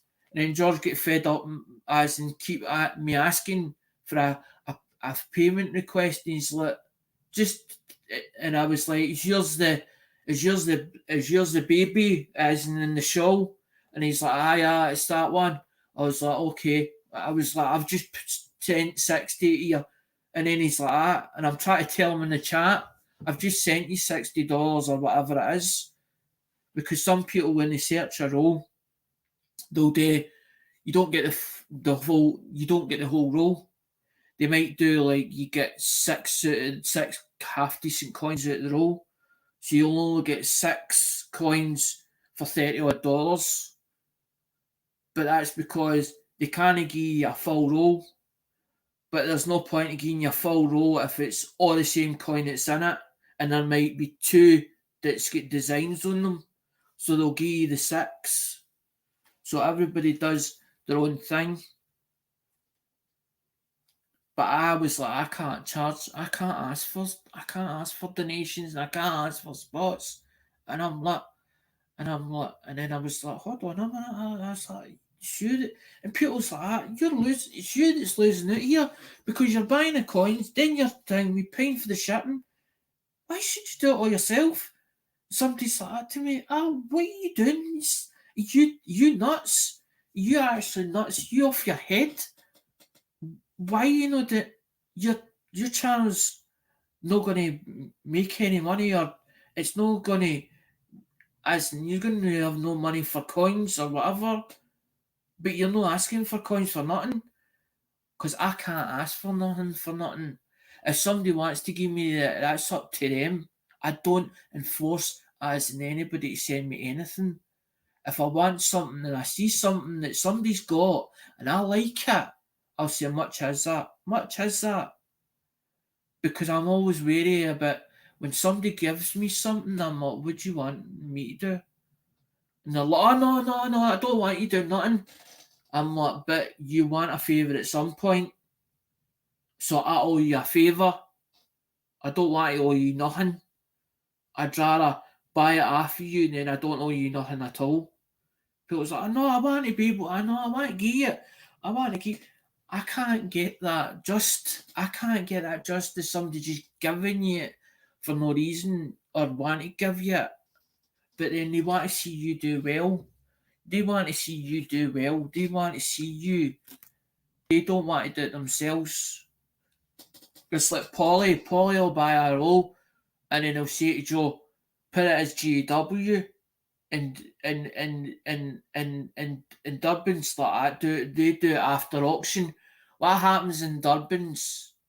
I support Durbin a lot, as and I call them the Durbin twins. There's Diane and there's Joe. Joe's the most nicest person you can meet. Same as Diane. Diane's always behind the scenes. Diane's got Diane's cabin, right? But the two of them are like a duo, right? I don't know if they're husband and wife or whether they're just partners, as in whatever way they are, right? Now you always hear Diane singing or whatever, and she's always in the background, but she's doing the paperwork or the spreadsheet, putting the figures on the spreadsheet. Now, usually what happens is after that auction's finished with the 30 lots that's in that auction that day, it's GW after it. And some people will tend to buy an item and go, put that in GW. So you can win that at the end by doing the letters, but you're not allowed, like, it's only like one letter you're allowed. And then there might be a time where they'll go, everybody's allowed back in this one. And there's like, as in 100 likes, and we're going to put up a 1 ounce and a 1 ounce silver, but you might end up with 2 bits. They might give you like a 1 ounce silver, and there'll be like a silver dime or a silver quarter or whatever you'll get as well. So you're like, well, if you have that in your collection, you're like, well, I don't really need it. I don't really need. Okay, I've got 3. I could sell 1 as in probably on eBay, but how long are you going to have it on eBay? 7 days, a month, 3 months, 4 months, maybe, as in trying to sell it. It might be worth getting it to somebody as in to put in their collection. They might like it. But I was like, well, okay, well, what if we do trade for similar like? That's worth $30. You give me something that's $30 worth. So you might give me 6 or 7 coins for that $30 that I've just gave you. But I started this because I wanted to give something back in the table. I wanted to put something back in the table. I wanted to put something back in the table. Some people do. I sell fishing lures on eBay. 710, you need to actually thing me. If you get a eBay outlet, you need to give me for me to follow so I can follow it.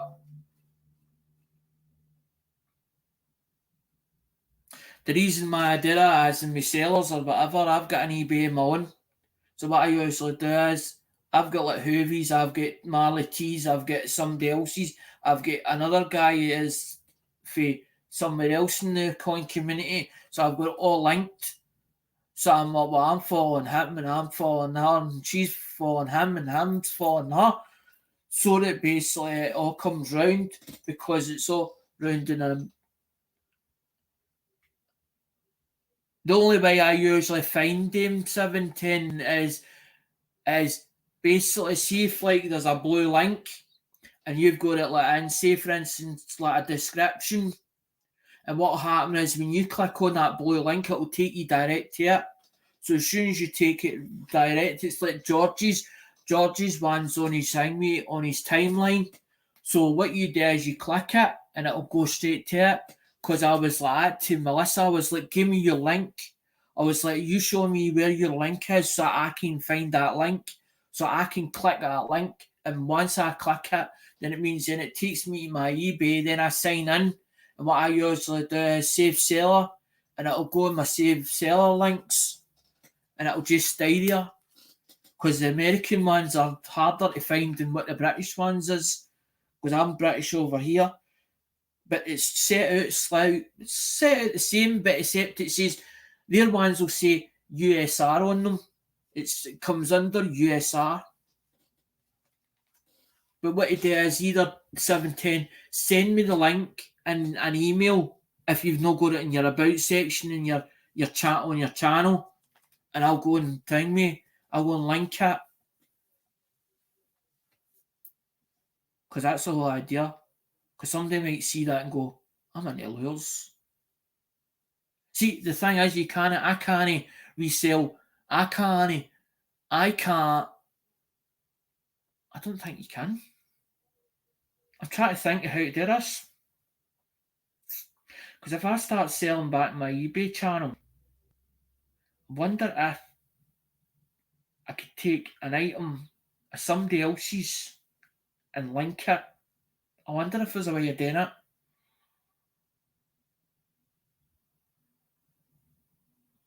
Because that's the whole idea behind it. Because if somebody rang me, if you've got a page, see, the thing is with eBay, if you put a list of stuff on it and you're doing it every week, and you're changing your stock every week, if you put something else that doesn't belong to you, somebody else's, it should link you to that page. No, I'm not worried about anything, William. I'm trying to think how I could do it.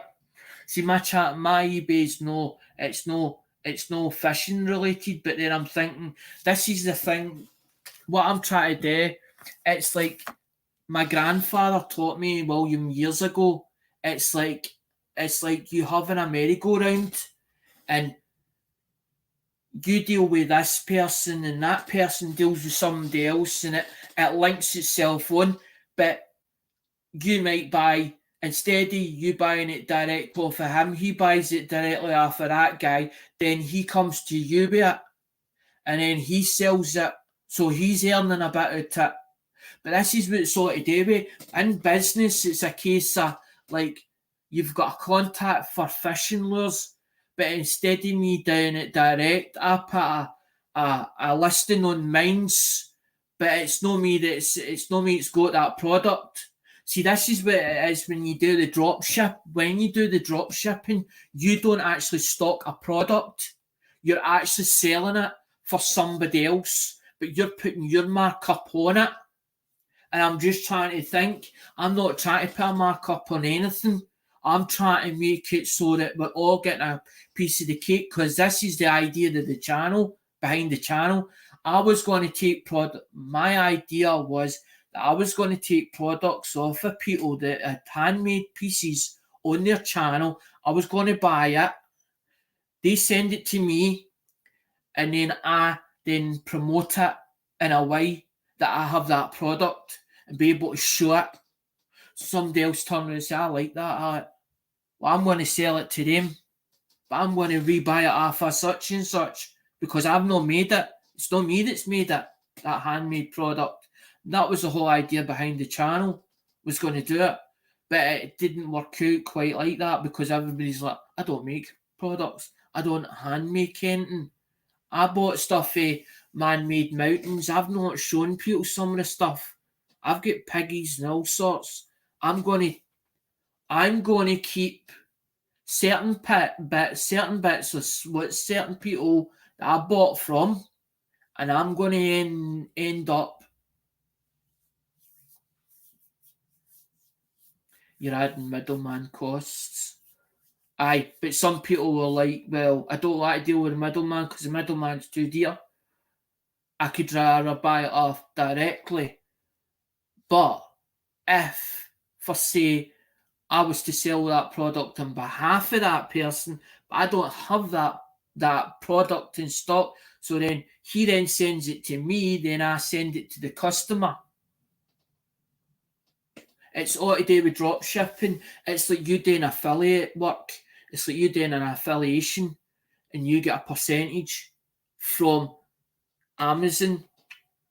And it's the same as what's that new one that's just come out? There's one that's called What's Not our like eBay auction site, but they wanting people on their website, and what they're looking for is they're looking for people with channels who do products or buy products. so that they then can sell products on What's Not, but they're also wanting to live stream it, as in What's Not wants to live stream it. So they want you to be the host to sell your product, but on their website, so that they grow in numbers, so that when their advertisements get out, it says What's Not on it, that promotes their company.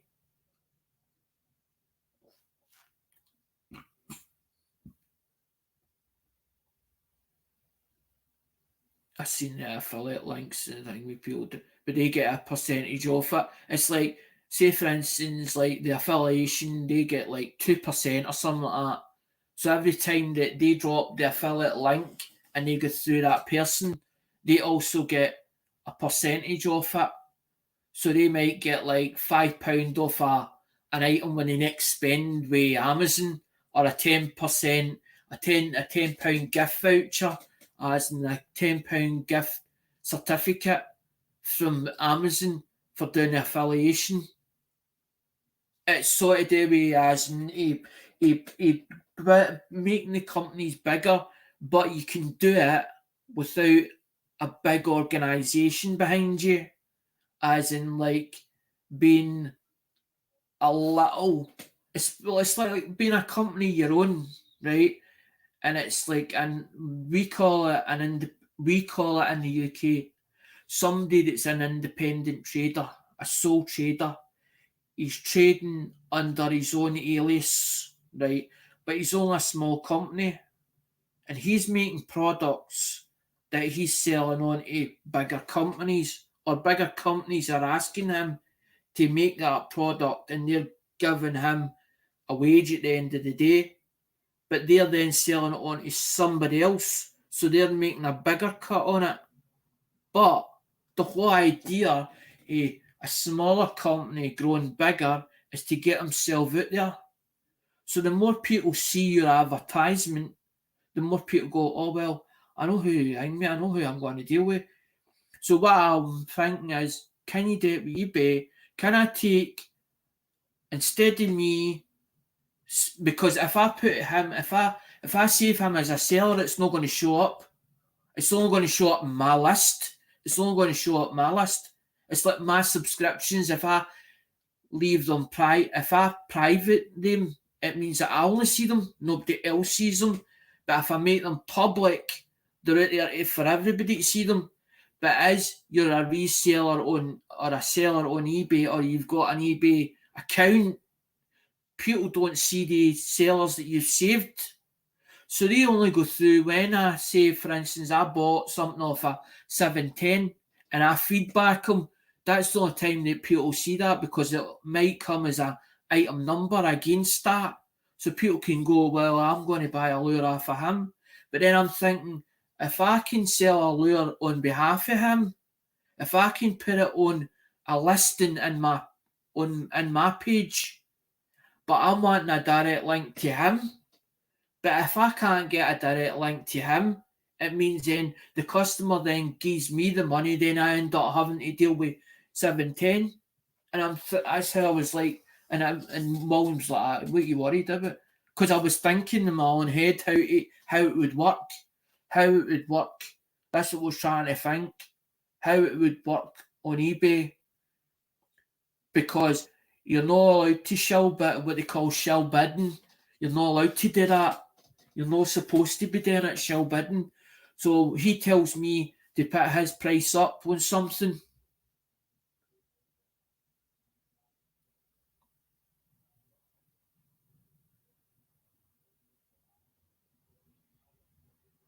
I think I sent eBay link. Hi Ink. I think I sent eBay link. I'll be never done that before. You get used to it at 710 once you've done it a couple of times. Once you've done it and you feel what you've won a watch. Yeah, I managed to do that. Yay! It's like when as thing with it's got a new toy. Yeah, I managed to do that. Yay! Because you're proud in yourself because you've done it. especially when you've done it the first time, then you think, can I do it again? Do I remember how to do that again? Can I do, can I do, can I do it? Can I do it more? Can I do it? Can I do it more? And then end up you start spamming it. You start spamming it everywhere. As long as if I've got even half a link, 710, because it'll take me somewhere. Even if it's not right, it'll take me somewhere. I was trying to think, I'm like, he does fishing lures. I was like, hold on a minute, can I sell his fishing lures, or can I make it so that it's on my eBay page? Because I'm thinking, if I can get an eBay listing, but it's 710's eBay listing, but I charge them the same price as what 710 is going to charge me, because there is people that tend to that maybe go into, like, say for instance, they'll go into like somebody who's got mobile phones, and they'll look, what has he got listed for this week? Is there anything I fancy in that page that's cheap enough to buy to resell it? It's only going to cost me £10, but I can sell it for £30. Because this is what it's all about. It's like me having a prestige car, right? But I can't sell it. So I'm asking such and such a price for it. So then a trader comes along and does a phone call. Bring, bring, bring, bring. Hello? Who's that I'm speaking to?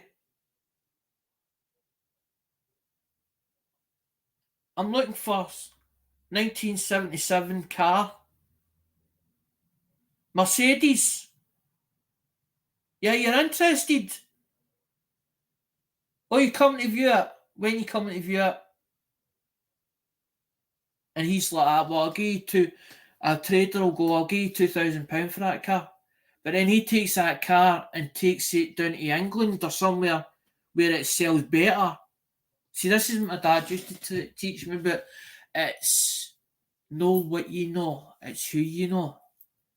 And something might sell better here than it does there. So you get to think, well, hold on a minute, but my idea is to help 710 grow. So I'm like, well, hold on a minute, if I put a listing, but it's not my listing, but I'm like, well, am I allowed to do that on eBay? Am I allowed to take his listing and make it look as if it's mine's? And me say, well, I've got 20 of them lures. I've got 20 of the lures, but they're all different colours. Because you can do what you call, where you have 20 of the same item, but you have all different colours. If you want to sell them, ding me, I definitely get you hooked up, wholesale prices.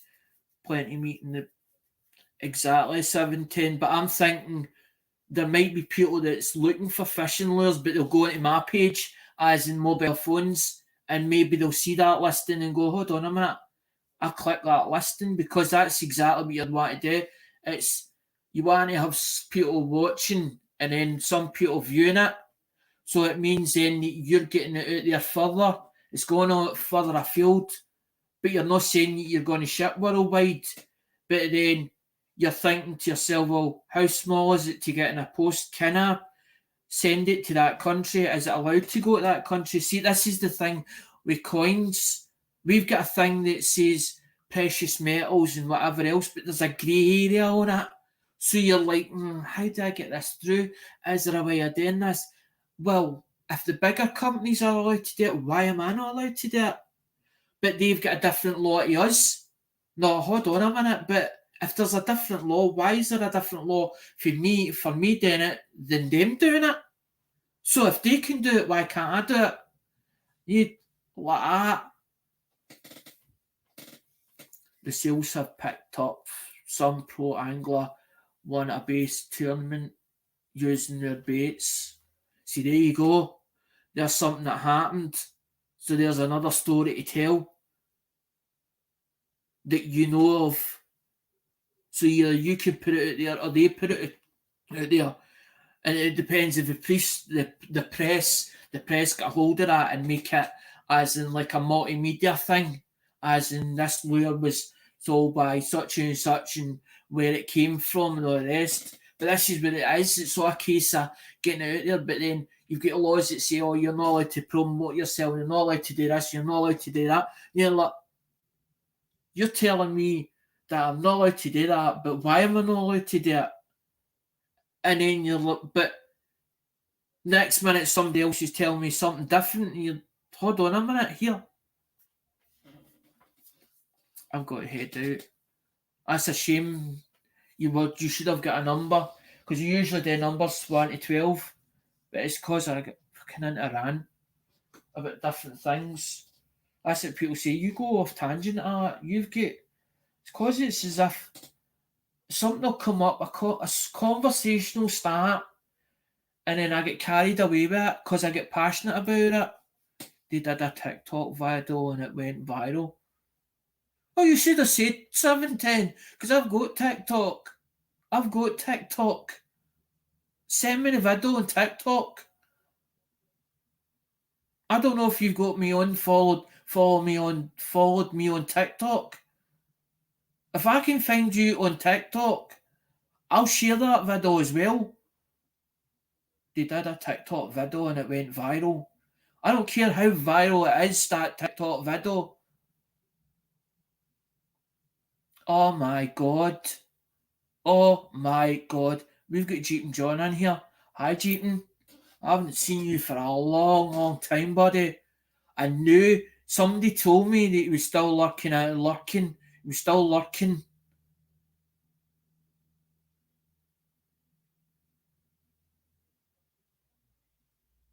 Please put that man as, and if he's still got a channel, please put his link out there for people to actually go and look at Jeepin's videos.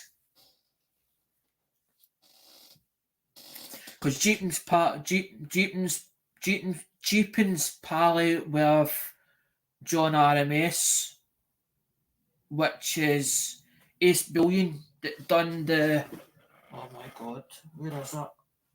Where is it? Where's Duck? Where's Duck? Where's Duck? I wonder if he's in here.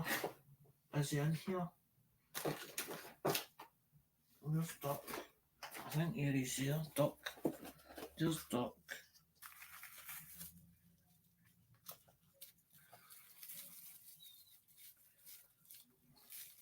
This is not for resale. I wished I had more of them, but Scrooge McDuck done in silver by Ace Billion, Jeepin's pal that keeps in contact with. And says Billion's work. Because he says be careful with it, because he says about the stick on him. He says just be careful that because he says the stick's very fragile. He says on it. That's why he's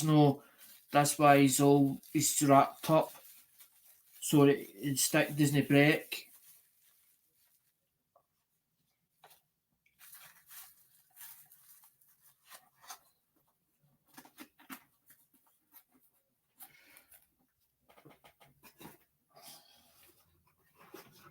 See, that's what I like. I like the other people coming in chat. Hasn't been in here for a long time. As in for to see friends that thing with that you've known for a long time.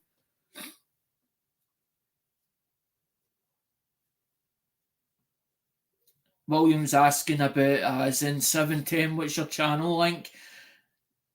Whoever's a mod, as in can you put 710's channel in it, please? So that William can then subscribe up to 710's or watch some of the videos.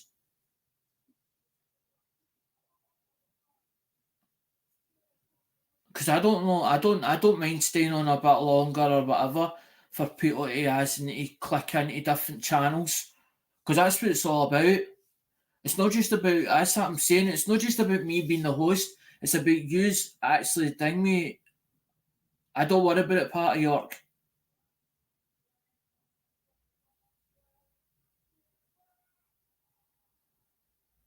It'll hold cheating, there'll be videos as in set, if somebody's done a mail call for you, there'll be videos kicking about all on YouTube. There'll still be videos. So even if you deleted it, it'll still show up because it's thingied in the system. It's automatically in the system. Cheap and John, you need to come back to YouTube, bro. There's many people that hang me missing you on here.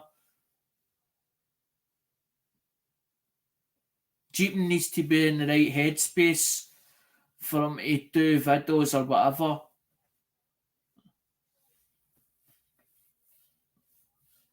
Because it's up to Jeepin to he doesn't need to explain himself. It's basically as in how he feels or whatever for him to so that people understand in his own mind. Jeepin's like, that's crazy, it's still there.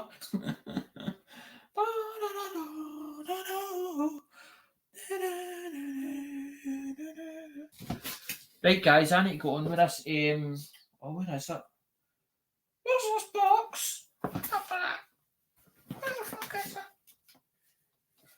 Right, that's why you get mixed up.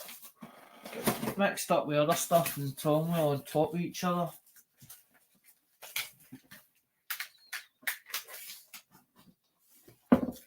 No, because that's what I said. Some of them will be end up first prize as well.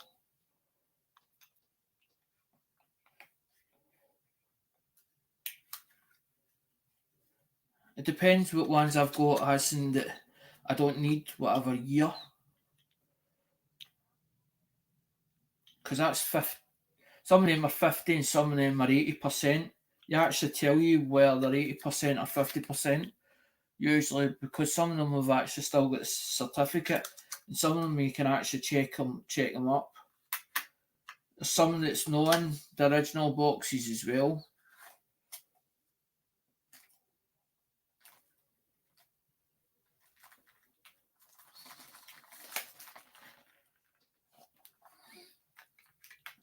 Because it's like them ones as in there, that's no PCGS ones, they're ICG ones. But some of them, if they were regraded, some of them will do alright. And I bought them because they were cheap enough to buy at the time. And I was like, well, the slabs will do as first prize. They'll do better as in his first prize. Them are not getting opened. That's the ones I was talking about. It's 2009. As in, say, MS68 or whatever.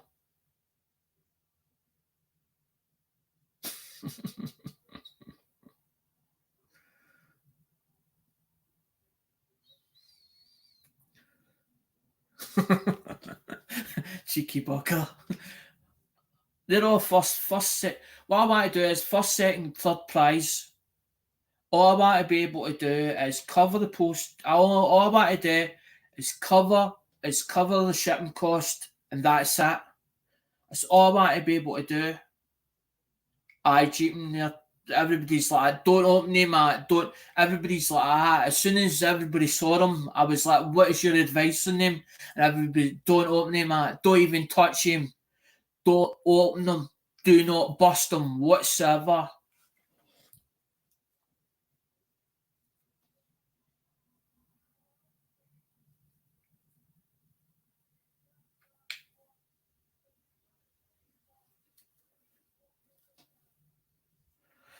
I don't need any more pennies.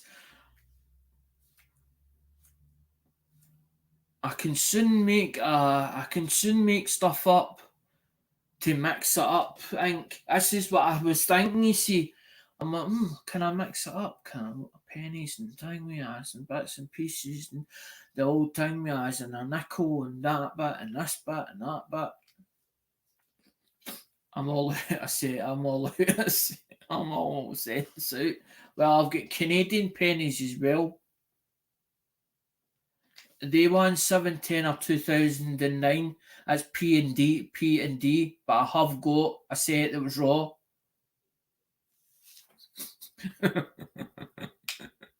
There's Jeep's like, he wants Morgans.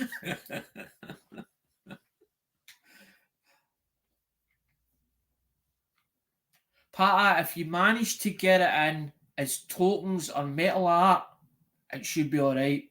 It should be alright because I know there, as in when you explained to me, I said I didn't say you were talking bullshit. I said their bullshit on their part.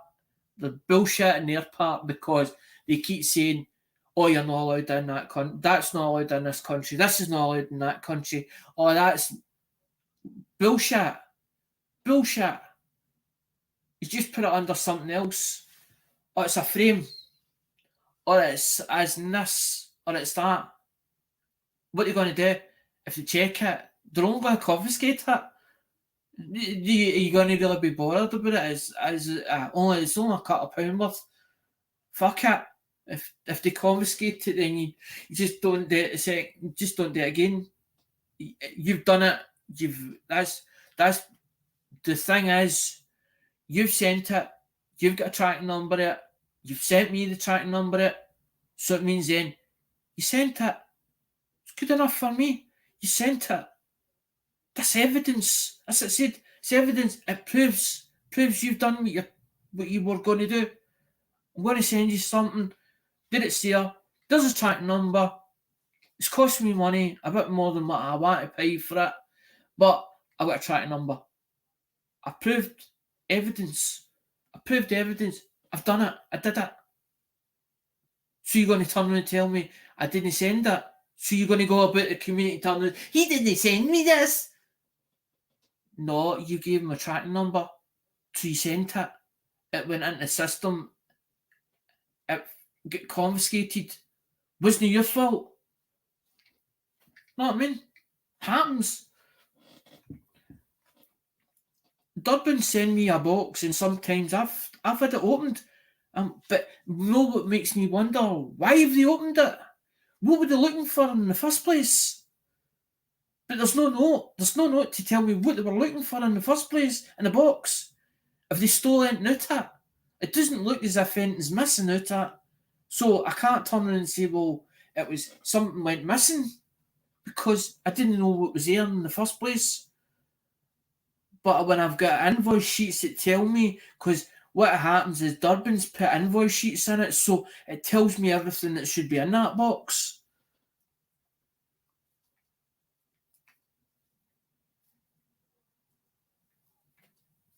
Exactly.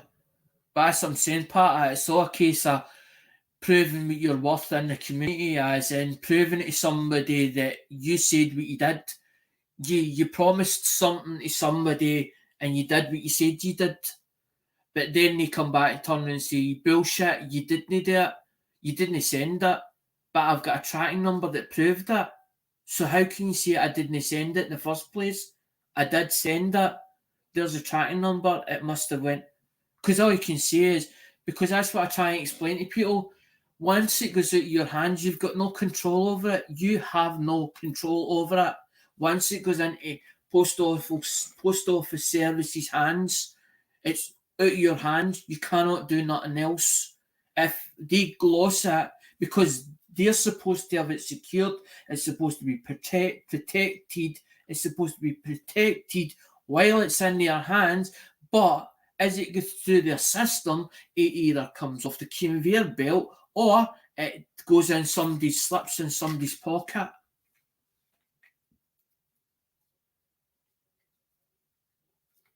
Bullshit. Don't know, bullshit. To be honest, I think I haven't talked to really anyone in a long time. I should still have your number. Cheating, there's always somebody out there, as in if you say to somebody an email and you say this is all on strictest confidence that you have not to talk about it to anybody, the minute you say that to somebody, that's confidentiality, it's between you and them. You can talk about coins or whatever, or part of a conversation without giving personal information out or somebody's personal stuff that they didn't want you to talk about. Because sometimes you just need somebody there to support you. especially when you're going through something that is upsetting or emotional, and you just need that shoulder to cry on. Yeah, once post office takes it out of your hand, it's no longer in your exactly, exactly. And you're trying to explain it to somebody, and they're not like, you don't want to listen. You're trying to explain it in words or whatever. But if you put it out there on your channel and say it there and then, or there out in the open, then people's got to understand, and they're like, they don't get their head round it, and it's like bashing your head against a bloody brick wall, and you're like, don't you understand? When I've sent it or I put it into their hands, it's in their control. It's if it got lost while it was in their hands, then it should be them that's paying the insurance cost or whatever. But there is things in on their sheets that say they're not covered by, if it's precious metals, is it jewellery, blah blah. It's got to be done a certain way. So we do it a different way altogether. There's tricks and bits and pieces to it. There's tricks and stuff. I'm refused to. You use, if you watch, I don't know what, I think it was the postal scales. If you watch 710's video on him showing the postal scales, in a comment he's put on it, and I think everybody can see it. It says in it that 710 uses pirate shipping. He uses pirate shipping. I'm refused to use USPS. They suck.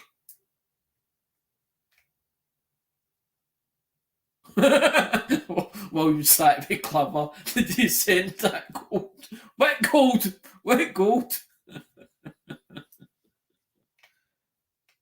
I've got like a nugget. I've got like a little nugget and a like a, it's in a little vacuum thing, and then I've got a bit of California, gold. But that's about it. I prefer not to use USPS, but they are here in town, and all the others are 40 miles away. Fucking hell, Jesus Christ! No, because we've got 8 people in here, and I forgot to do the names and things.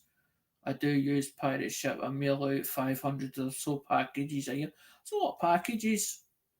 Because you build a kind of account, or you build a like it's a registration thing on pirate ship, and then it puts you into the system and all that, Carol. I think I done it with Melissa, no Melissa, Mia told me about it, about pirate ship. I think I signed up to it, but I don't remember what I done, whether I did it or not. No, because that's what they say on it. There it's there, there's label on it. It's upside down.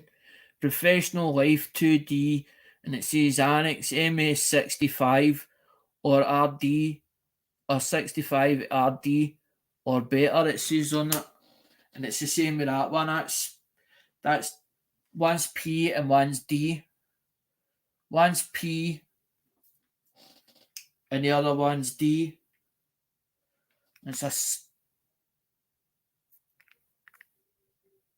That one's D. It's Professional Life, but there's four of them. There's four, because you get the Formative Life as well, as in it tells you story, as in Lincoln's story, for when he was a young guy to when he gets older and when he becomes president. So there is, and I've gave the raw ones out, as in the raw ones that weren't in a tube. They were stickered with, one had a red sticker and one had a blue sticker on it, and they were as good as them ones. So I was like, because when I start taking stuff out of rolls, I tend to try and hold it at the edge, try and grab it with the edges, so there's no fingerprints on the coins, as in on the reverse or the obverse of it, or the coin. And what sometimes you'll see me putting gloves on, so to stop it getting marks or fingerprints or anything on it. But you'll see my hand as in sometimes it'll start shaking like that. I don't know why it just does it. Sometimes it'll start shaking. It's and it doesn't matter how much that actual coin is worth. To me, it's like as in I'm giving it to somebody else, as in I want it in like as in mint condition, so that I can then give it to somebody else because it's a collector. Because he could be more fussy than what I am, or more picky than what I am with that coin. So I'm like, LOL, Papa York, I have a couple of £100 left. I need to get some more pay dirt soon. It's been a while since I've panned anything. I forgot Ink actually does that with the panning. I'd actually like to learn that, how to do that, as in with the panning. Because there is a few rivers up this way. I don't think it'd be. I've always wanted to go as in metal detecting down that. There's like a big forest round the back of us, and it goes all the way down and all the way round, and then it goes all the way down. And there's like a hill, and it goes for here, as in they've made like a forest here, then it goes all the way round, and then you go down. We call it a monkey tree, and as you go down the monkey tree, it goes down a hill like that. So there's a set of stairs. You go down the set of stairs like that, and then you just keep following it, and then it goes like a pathway, and then it goes back up again, and then it goes down another hill. It goes down another hill, but there's all trees and it's woodland and all the rest. And I'm like, I wonder what's in that. I wonder if you went metal detecting, I wonder what you would find in the ground, as in through that forest, where you pick up old relics or whatever, and under the grass, or it's like fern and all the rest that's grown up. And I'm like, I wonder what you would find in there. Because they go shagging and everything in that forest. Bet you find a few fucking knickers lying about and all. I bet you find a pair of trousers now and again in there and all. But it's not that I want to find. I'm like, I wonder what's in that ground. I wonder if you find cut old relics and stuff like that, old coins.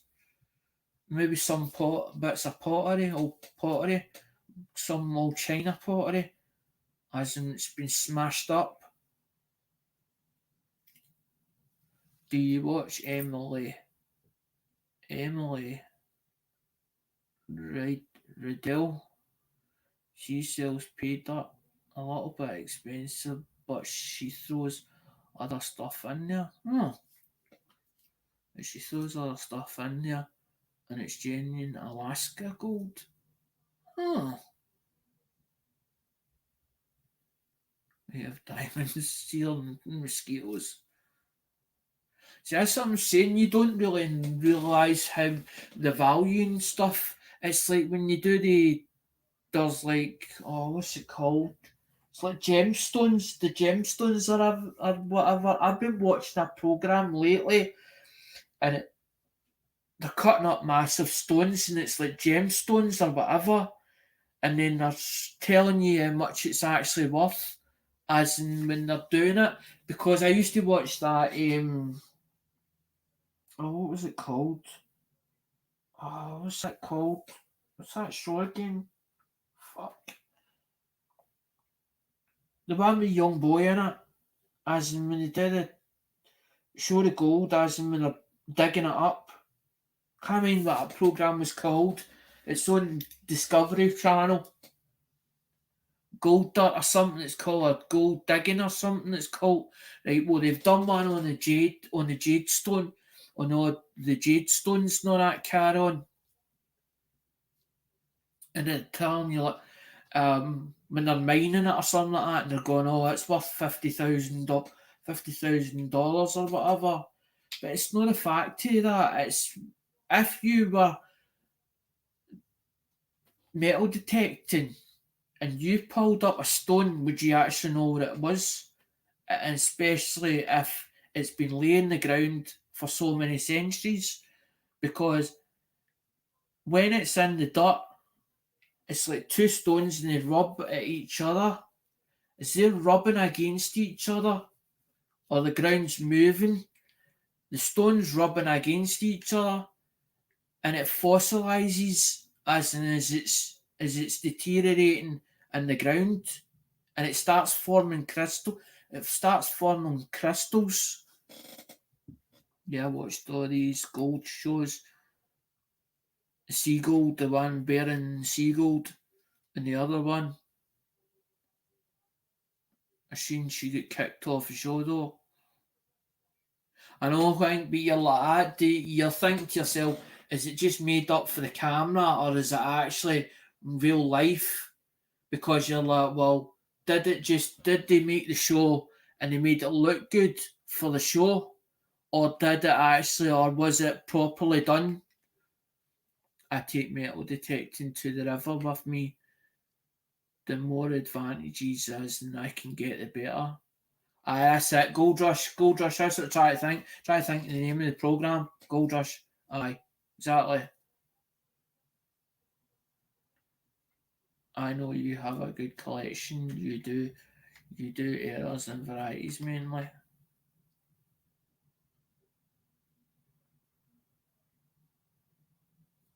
See, I don't. That's what I'm saying, William. I don't. When I scope them, I don't really look. I'm not really looking for errors and varieties. But sometimes I've had the odd time where I've found one, and I'm like a kid, as in the thing we just found a watch. I'm like. I'm like, did I just see what I thought I seen? And I'm looking at it and I'm going, is my eyes deceiving me? Is my eyes actually deceiving me? Did that eye actually see that? Was that what I thought it was?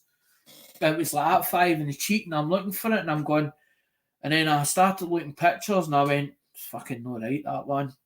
And I'm like, and then I'm thinking, maybe there's other variety, maybe there's other versions there. That's what I thought in my own head. Maybe there's other versions of that. I'm like, because I can definitely see a five, because where it goes on his cheekbone. So the cheekbone's like there, right? So the cheekbone runs there, right? And where the cheekbone runs, there's like it's like it looks like a like a squirrel pattern or a swirl, right? But the way the swirl goes, it goes like, so it looks like an S. But I see if you look at it, I see if you turn it round, it actually looks like a five. And I'm like, and everybody's like, it's got to be a five in the cheek of it. And I was like, how visible does the five need to be? How visible does the five need to be? And I'm like, is that been printed on the coin before it was manufactured, or when they were, you know how when they've got a big plate and what they do is they thing with blanks out. So when they're, and I'm wondering if when they were doing them, did they strike it with a five on it on the actual plate, as in when they were doing the when they were punching the blanks out before they put the two designs on it. That's what I was trying to figure out, where there was different versions of it, as in that what that five should look like, or where it needs to be visible on his chin. Because according to one of the team, as in the other night, they were in coin ops, as in Robert Lawson's, and one of them said that thing when they saw one on eBay, and it was in the raw, and it was $500 in the raw. According to Robert Lawson, he has a few of them that's been slabbed up. So that tells me that he found them, he then sent them, they get attributed, and then that's when they get put in that book. So he's got a write up in that book, in that new Cherry Pickers book. I've my Cherry Pickers book's coming shortly, and I want to have a read at that thing with that section, as in a bit, because it's on the 19. It's not just on a certain man. It's on 1966 as well. MSS set as well. That five in the cheek.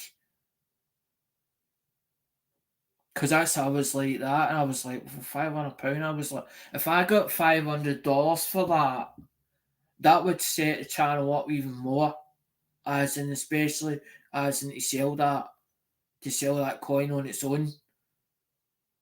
Because I'm always thinking, well, if I had $500, I could put that into coins. I don't need to put it into one coin. I could put it into a load of coins, and that gives me enough to cover the cost of the channel. So it means then it's more content. Because I'm always thinking, right, it's content for channel. It was like the other night, right? Now these ones are no PCGS, right? They're the formative ones, or the linking ones, right? I've got all four of them. I've got all four of them. One's got a little crack on the back of the slab. There's a little crack there in that slab, right? I really don't care about it. I just want to know about them.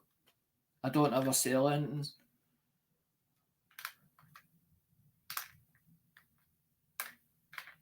But what I want is, William, I want a set for myself so I can keep a set so that if anybody asks me, by the way, we're talking about such and such a coin, I can pick it up and say, I've got it.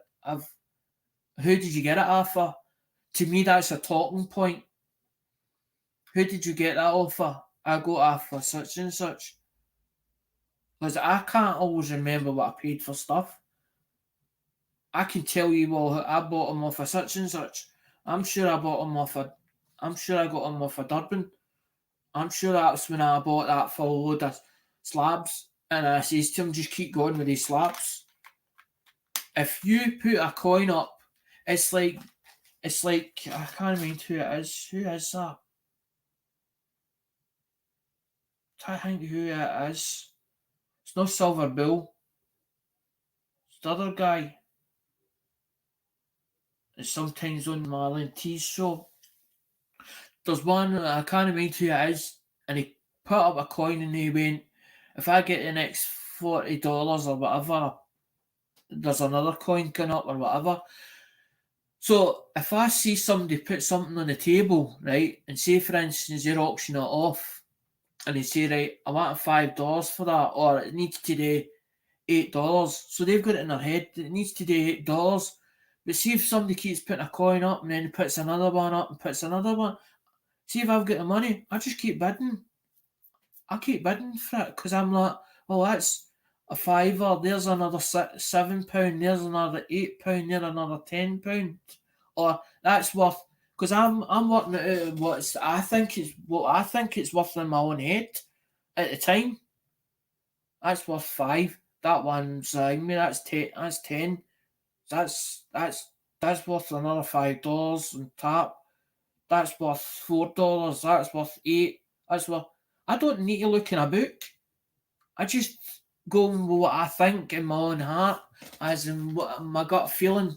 My gut feeling tells me, well, I think it's that, and I think it's that, because some of them are 15, and some of these slabs are worth between 15 and 40. Aye, exactly, Pater. Because you're going with your, as in, because you support the guy, right? So you believe in the guy, right? And he's telling you, he's showing you it, right? So you're going with whatever you're seeing. Your eyes is your merchandise. Your eyes are your merchandise. And you're looking at that and you see it, and you're going, "Oh, I think that's worth that." But you're pricing it accordingly because you're saying to yourself, right, in my eyes, trade cost or grey sheet or whatever, that's that and that, and every coin's got its own price. Live coin, Q&A, a really good resource for their education. With Paula Bloom. Paula took it off. Paula took it off. As fine, I think. Paula took it off Ken Peavy. Ken Peavy was like was like Harry Potter or the magician or the wizard. He just had it. He just had it, as in, and he was trying to explain it to the newbies. But when when Ken was doing it, he would take his time out. But when he was showing you it, it took a while for you to soak it in, because the way he explained it, it wasn't for a beginner. It was for somebody that was more, as in, that was more into the hobby than anything else. Paula always saves me money. I love Paula, but she doesn't know it, so don't tell her. Sometimes she's a bit hard with coins, I feel, with pot, as in Paula. She'll tell you, no, that's not what you're looking at, or whatever. And you're like, we see, me and Melissa were having this conversation that Stern was trying to find new finds, and he would see something on a coin, and it wasn't, at the time, I didn't get what he was trying to do, but eventually I thought about it, and it was like that five, and I'm going, that's definitely a five on that coin, right? And I'm looking at it, right, and that, because it's in one of these slabs, right, and I'm looking at it, and I'm going, and I'm convincing myself it's there, right? So I'm looking at it, and I'm going, but it's definitely there, right? And I see this, it's like a squirrel, it's like a squirrel pattern like that. It goes like that, right? And I'm looking at it, and I'm going, but in one hand it looks like an S, and the next part I'm going, that looks like a five, right? So I've got it up, as in I'm putting the microscope up, I've got it down, I've got it down to the bottom, and I'm looking at it, and I'm staring at it like that, and I'm thinking, that definitely looks like a five. I goes, but it's not in the right place, right? Because it's up there. I'm going, that five is not in the right place, and then sitting there going like that, and I'm thinking, so I shows it to some people. I'm like, going to have a look at this for me. I was like, because this doesn't look right. I says, but I don't know. I says, I'm looking at it from my point of view. I says, but can you see it? Can you see what I'm seeing? I said, because if you look at it, I says, it looks like a squirrel pattern. I says, but why do you why is it that when you microscope it, I says, you can see it, but you can't see it as invisibly? And I says to some, is there other versions of this thing? Is there other versions yet?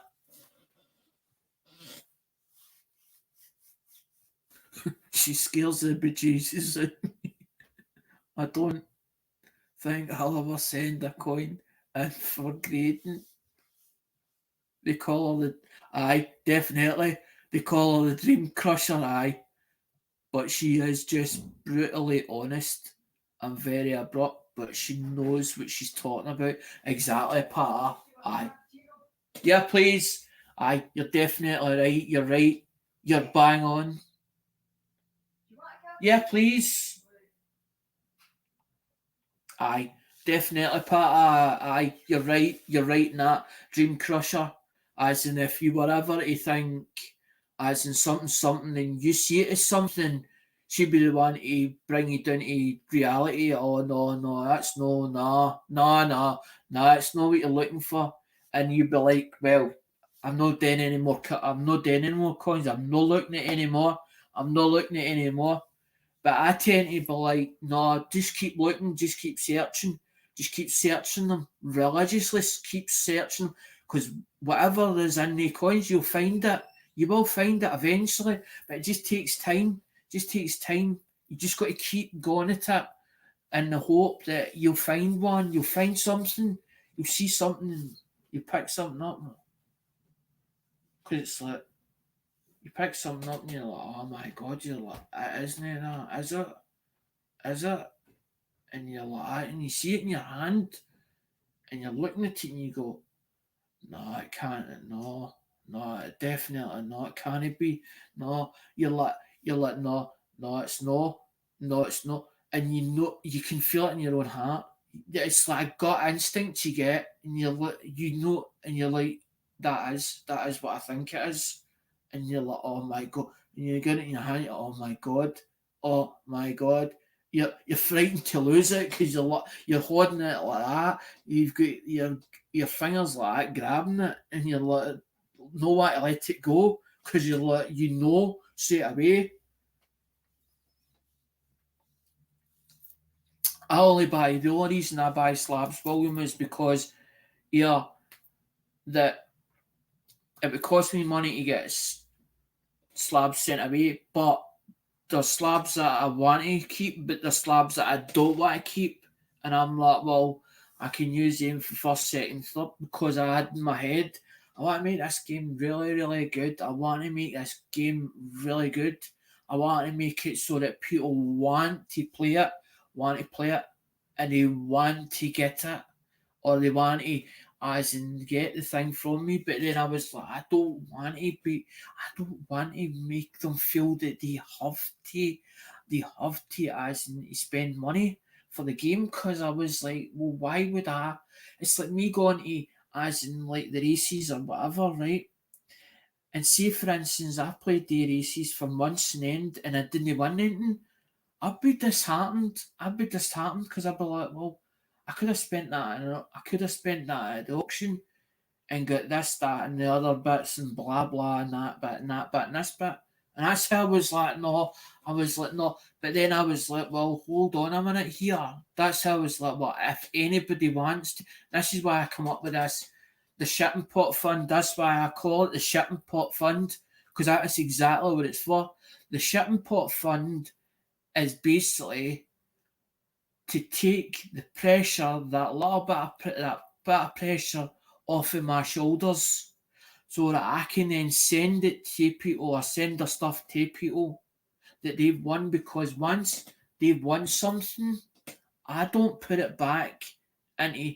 It's like 710 saying, well, if they don't claim it within 48 days or 48 hours or whatever, right, you then put it back into stock. But I don't have the heart to do that. And whatever his rules is, 710's rules is, right, that's totally up to him. That's the way he's made it, and it works for him, but it might not work for me. But when I've turned around and says, well, that's to such and such, or I've put the name on it, to me that's their stuff. That belongs to them. It belongs to them by rights. So I wouldn't take it back out. But if somebody tells me, by the way, I don't have the money to ship that, or I haven't the funds to ship it, I'll be the first one to say, well, I'll keep it here and now. I've not got the money to ship it to you now. I will have a bit further down along the line, but is there any chance you could help out a wee bit? As in cover half the cost or whatever, so that I can then send you it, because I want it out of my road, because it's got your name on it. Because to me, by rights, if I took it back out and put it back in stock, to me that feels as if I'm stealing off of you. That's how I feel about it. I'm stealing it back off of you because I've put your name on it. It's your property because I've put your name on it. Once your name's on it, that's, to me, in my mind, that belongs to you. I found a note that I needed clarification on, but for some reason my emails don't go through. Hmm. Hmm. Strange. But yeah, I was thinking that this morning about you sending an email properly. I definitely got Papa's alright. His email went through alright. Um, it might have thought it was. It might have thought Papa. It might have thought it was spam. I would check your junk mail and also your. I check your settings, and if you've checked your settings, if it's a Google account, go in your. You know how you get your avatar. Get into your avatar and go into the actual online settings and see if any of them's been set if they've been set wrong, because sometimes it can happen. I hope the pictures have proper rotation. Yeah, LOL. Yeah, I figured I would just expose my dream to her, to her first. If she approves, then I'm on to something. That's good. She said. She said. She said she checked her spam. I check my spam every time I check my mail. Depends how, because mine's is like 500. Mine's just got like 500 odd emails that I've kept, and I'm like, oh, for fuck's sake. And I'm like, it's full. And I'm like, oh, no.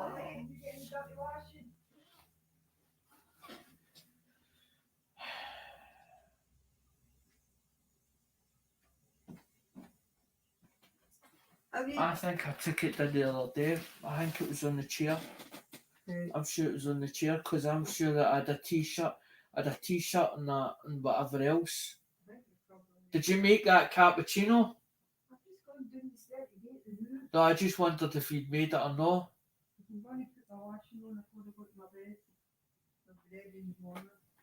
Mm-hmm. No, because that's all the stickers. Because I was going to do one where I showed all the stickers because I'm like, I want to be able to. It's just that I want to be able to run through the stickers and actually shout the channels out that I've got stickers for, because it would be nice for them to see that they've had a shout out at some point, so that they get exposure, because that's what I want to be able to do, exposure to other channels. It's like that's why I said to you about Patty Yorton. Patty Yorton's like, I've got stickers for other channels, and I was like, well, let's expose the channels, as in especially the ones that he vouches for, or the ones that he's had no problem with. Let's get it out there, as in to grow the community the way it should properly. I know we all know there's rotten apples in the barrel, and the rotten apples spoil the good ones that are in the community, but there's nothing we can do about the rotten apples. The rotten apples will get found out eventually, right? As in the rotten apples, but there's a lot of good channels that need exposure out there, that need that extra bit of exposure.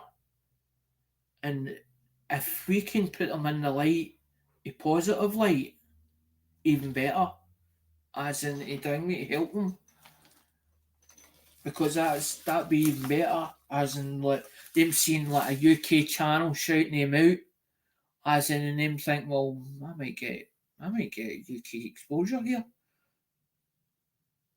It's not just about as in you wanting exposure in every place you possibly can, as in worldwide, even if you don't ship worldwide, because somebody will see it and go, oh, by the way, I need to go and watch that channel.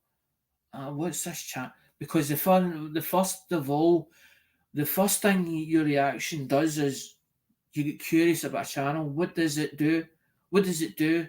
What does that channel? What's that channel all about? What's that channel do?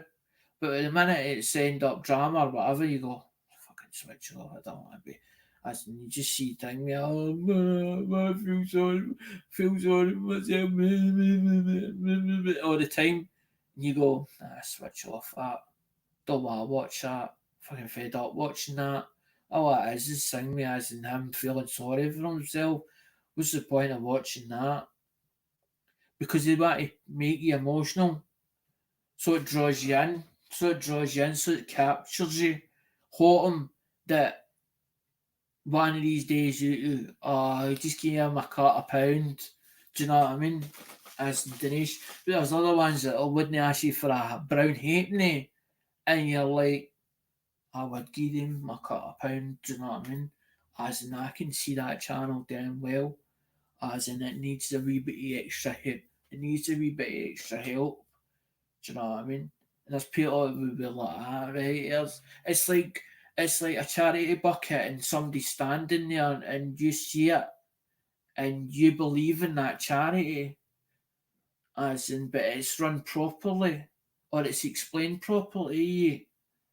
It's going to happen.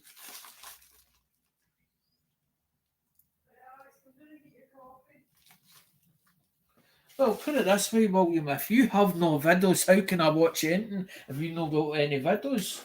Maybe I might have come across your channel and I might have at one time subscribed to it, and maybe that YouTube, because YouTube do from time to time, YouTube will take do a surge, and when they do a surge, sometimes they'll take names back off it places.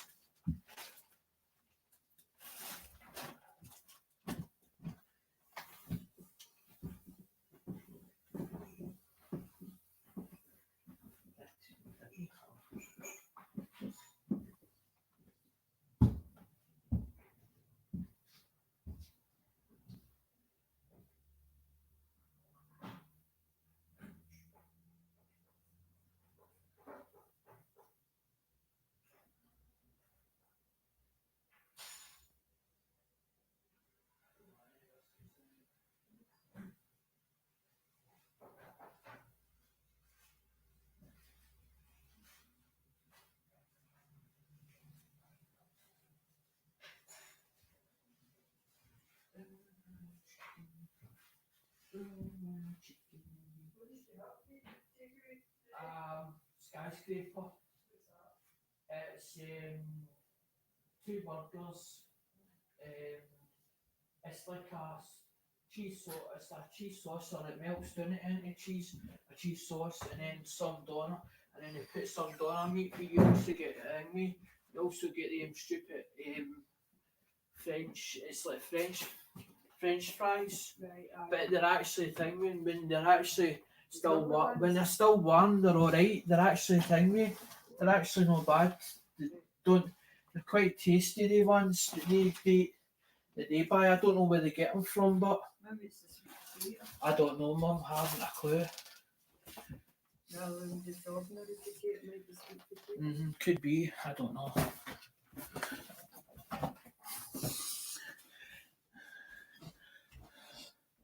Yep, I've been on to Time Me to Flick. Don't recommend this. The don't recommend this channel button, but I'm also quick to subscribe if I like what I'm watching. William is a number one friend and top supporter. Big respect for. I'm wondering if William did have videos at one time and then he's deleted them, because I'm wondering if that is who I think it is. William of used to be called William of First Night or something Night. White Night. William E of number one or something Night. I'm sure. Because I'm wondering if it's who I think it is. They used to come on panel when Conan was about, and it was called William Sir something Sir O'Night or something.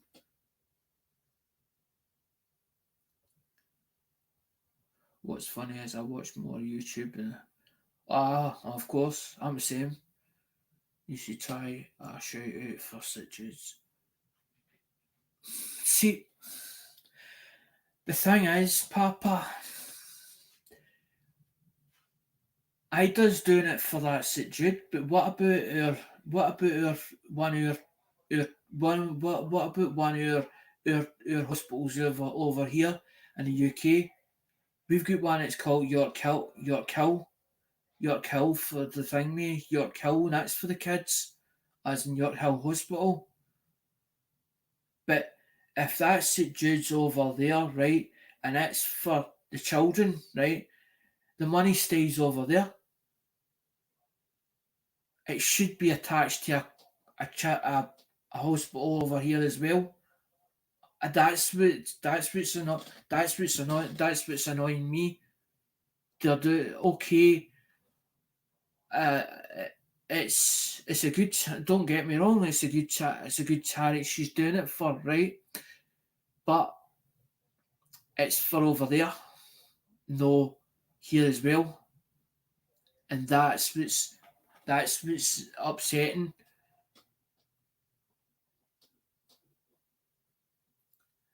Patter's right. It should be worldwide because it's like we've got that's what it's called. It's called York Hill Children's Hospital. I don't know many children's been rushed up that hospital. There was one on the there was one that was actually taken in a helicopter, was flown in a helicopter, as in York Hill Hospital, as in because the rain was nearly dying.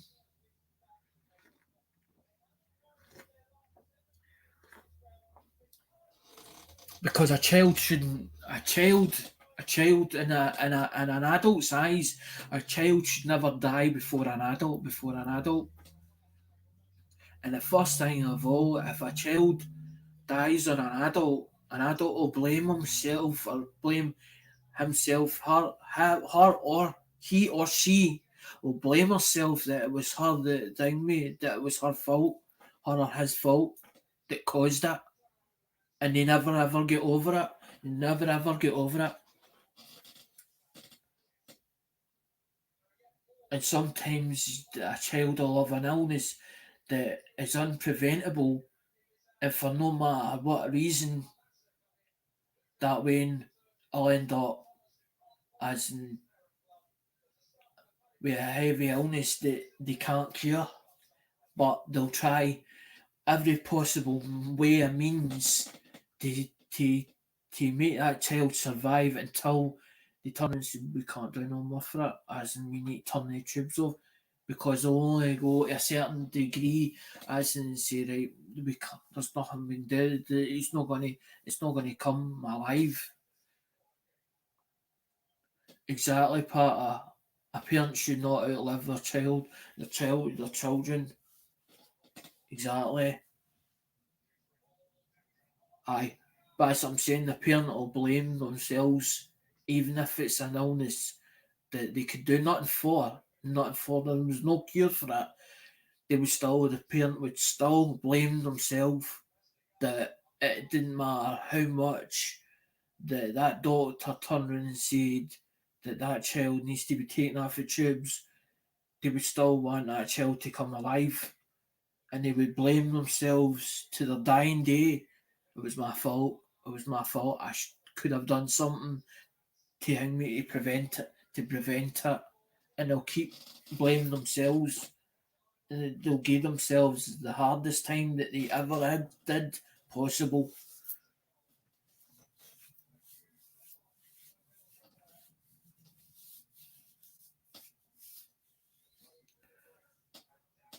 Believe it or not, I have been on YouTube videos. I have been on YouTube videos, but they have nothing to do with coins. Huh. We had somebody that was going into us or going into it was he didn't didn't really show coins. He was into these different searching all these different varieties and eras to find things that that could be attributed as new finds, the same as the same way or the same thing that Stern was doing. But it was called William E. The Knight of the Round Table or something. He was called or Sun Knight, something to do with Sun Knight. William E. Sun Knight. But he used to go on panel, as in when Conan used to do the panel, he used to go jump on the panel, and I'm sure that he was under William. It was William something.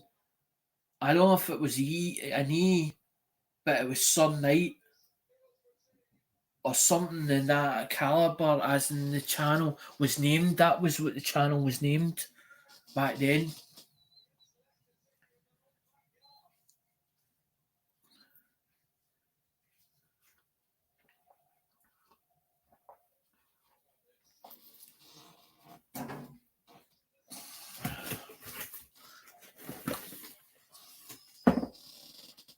put it this way, guys. If you don't get, I've got it there. I've actually got it, but that's what I'm thinking. I'm thinking to myself, do we leave it for another Saturday or not? Because we've actually talked and talked and talked as in the night, and it's been a good chat actually the night, as in about things. See, I don't mind as in it's not really about the number. It's not really about the numbers or the views. But it really amazes me when I go see when I end these lives, right? And I go and look at them and I see the views like 90 views or 80, 90 views, 100 views. That makes me feel good about myself because I'm like, am I actually that popular? Am I actually that much liked that yous actually like being part of it? Or because that's why I put on I put on the description of this one in particular saying if you don't like the game anymore, can you give me ideas of what you'd like on the channel or what you'd like to do?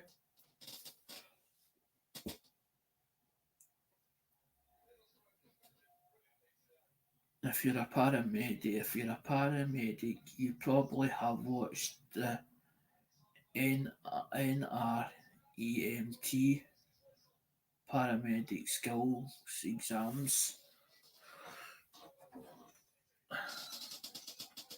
No, because mum's saying me, she's decided that she's gone upstairs, she's got the telly on, she's listening to the football. What it is she's listening to the football results now, and I'm like, well, it's 11 o'clock, it's back 11, and I end up tired, and I'm like, do I actually think me? Shut it down now. But because there's three having a chat with each other, and they're sort of bouncing off each other, I don't want to end it as in leave it there. But then I actually made up the bag, hoping there would be 12 coming in, or 6 or 7 come in, and I forgot to do the usual when I mark it down in the book. As in, because usually I'm on the ball, usually I'm writing it down. I say usually see me with my head down like that because I'm writing it in the book, as in whose number is what. But then what has happened is because it was clashing with the Durban auction, I had a whole load already made up for a way back. So that's how we could go 3 or 4 weeks, as in way enough that was already. But now I'm sort of going through boxes or digging through boxes, looking for bits and pieces and going, right, what do I keep, what do I not keep? And then I'm like, And then I think I might have 2 boxes, which has got two sets of collections in it. And I'm like, already done thing as new ones already. I'm like, I'm sure I done a for load of them. And then I'm going, but I'm sure that I seen in that box another load of the same as that one. And I'm going like that. What is the Durban auction? Have you never ever been, William, to the Durban auction? As in Joe Durban? Hold on a minute.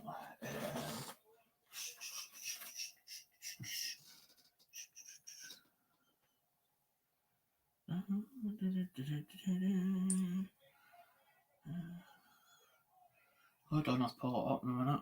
Give me a minute. Give me a minute, William. I'll pull what it looks like.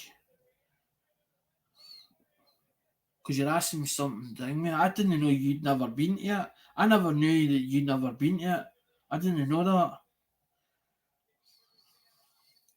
Because it runs as in Monday.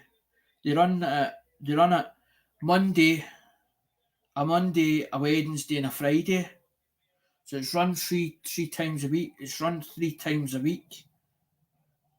Because that's what it should say there. It says Joe Durban. There it's there. It says Joe Durban there.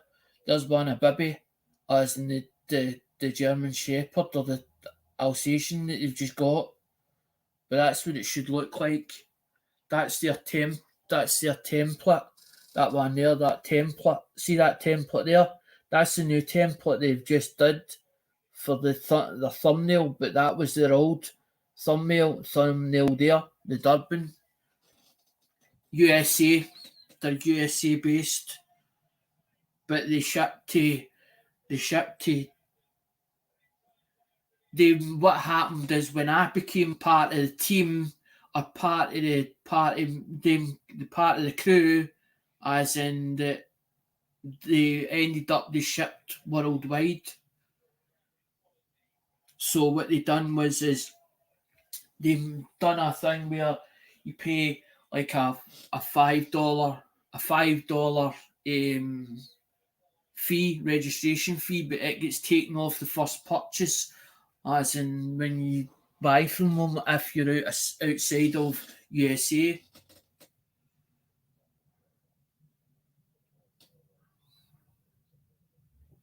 He's asking down me part because he's never been. He didn't know because he's like, what?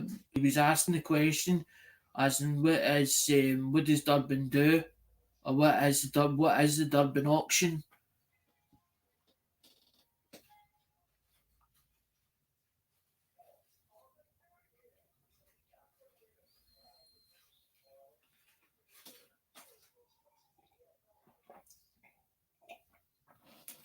The only reason I started buying off him was basically, as I'm saying, was to give back something to the community because I felt, oh, what are you putting on the, what you putting on the table?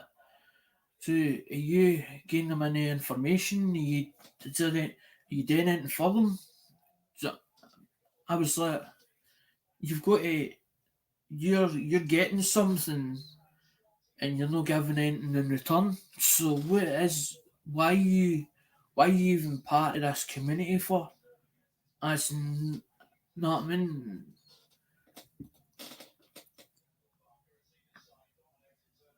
Dublin, alright. I've heard of Joe Durbin's recently. I thought you were saying Dublin. There is a town called Dublin, as in which is in Ireland. Alright. Aye, because the accent you mean, as in the Dublin, Dublin. Oh, Dublin, Dublin town.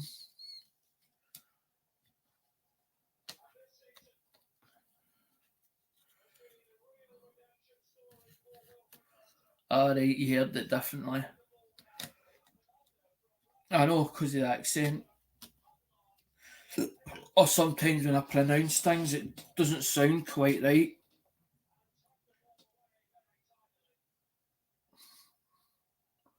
Because mum is actually mum is actually half Irish, and dad, I think, is Scottish, but I don't know what part of Scotland. So I don't know where the accent actually comes from, because dad was quite loud and mum sort of got like a soft voice, but she only gets louder when she actually sings, as in karaoke. My mum can actually, without this is no word of a lie, right? My mum could play a full size keyboard, right? Which is like a piano, but it's not a piano because it's not, a piano's a lot bigger. An actual keyboard, and play it without a music book. She used to be able to play a song, or listen to a song and nearly play it back, but then she could tell when she made a mistake, as in that song. It wasn't until later on that she actually got David's dad. My dad was pally with this guy. We've known for years David's dad. David's dad came in one day for a couple of sessions, and David's dad taught how mum to read a music book because mum had all these music books, but she could never read what some of the keynotes meant in the actual book itself, where it was D flat, whatever like that. And it wasn't until that David's dad actually showed her, oh, look for Joe Durbin. I don't know if Blistern's still in the chat or not, or whether Blistern's away. And I don't know if Doug's still kicking about. I'm trying to figure out if there's a mod kicking about that can put the link out for the Durbins as in the Durbin channel.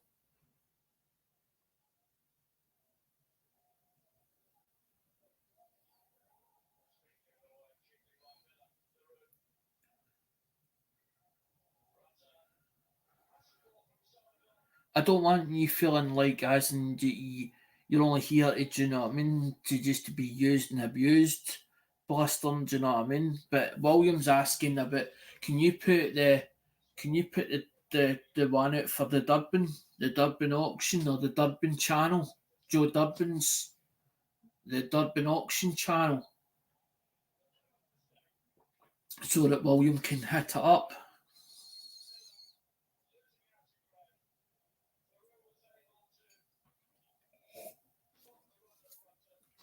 Because that's what I do. I don't hold anybody that they should do this, they should do that. Um, I don't even know.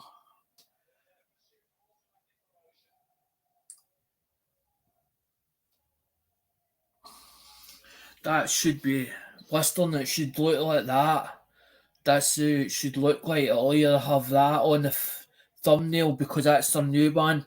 That's a very new one with Bibby. That new one's got Bibby in it. The Alsatian.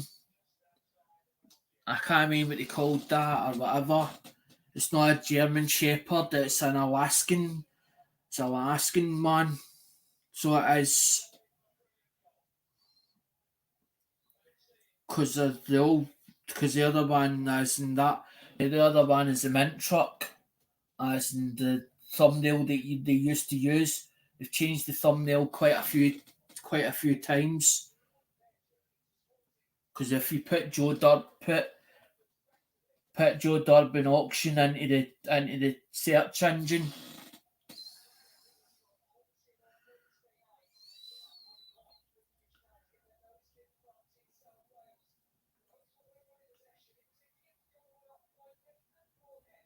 because that's what the avatar will look like, as in with the Liberty coin on it.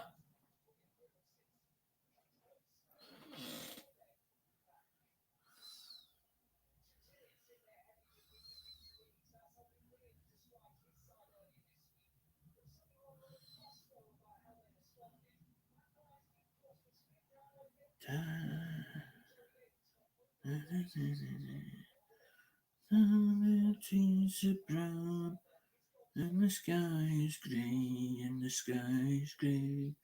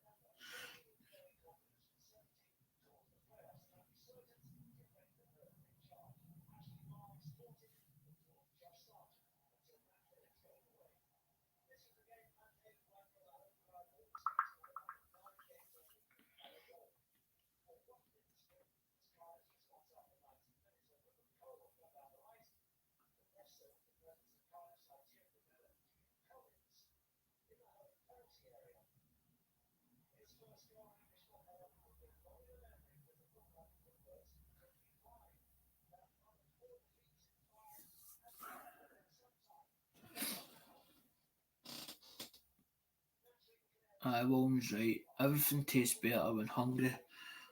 Aye, exactly.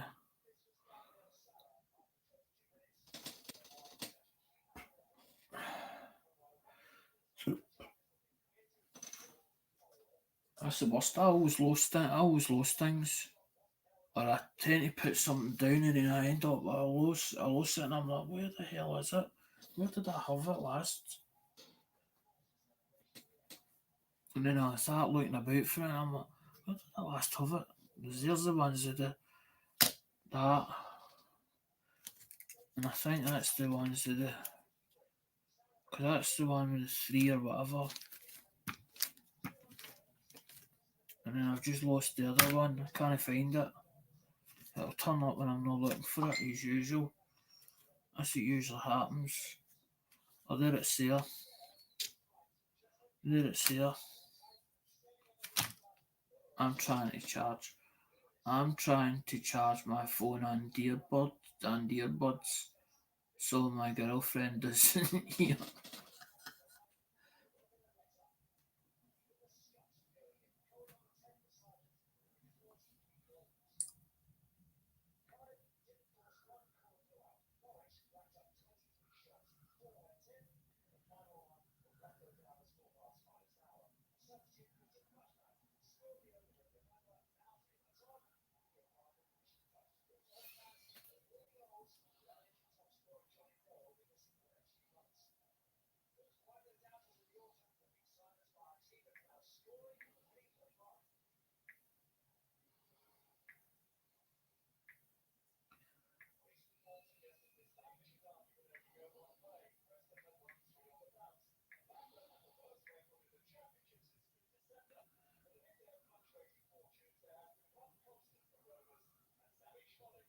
You back again, Andrew? Yeah.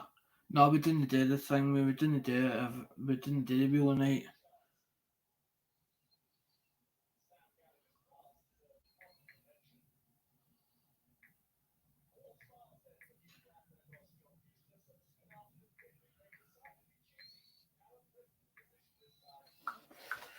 Hold on, guys. I just need to do something. I'm gonna 2 minutes.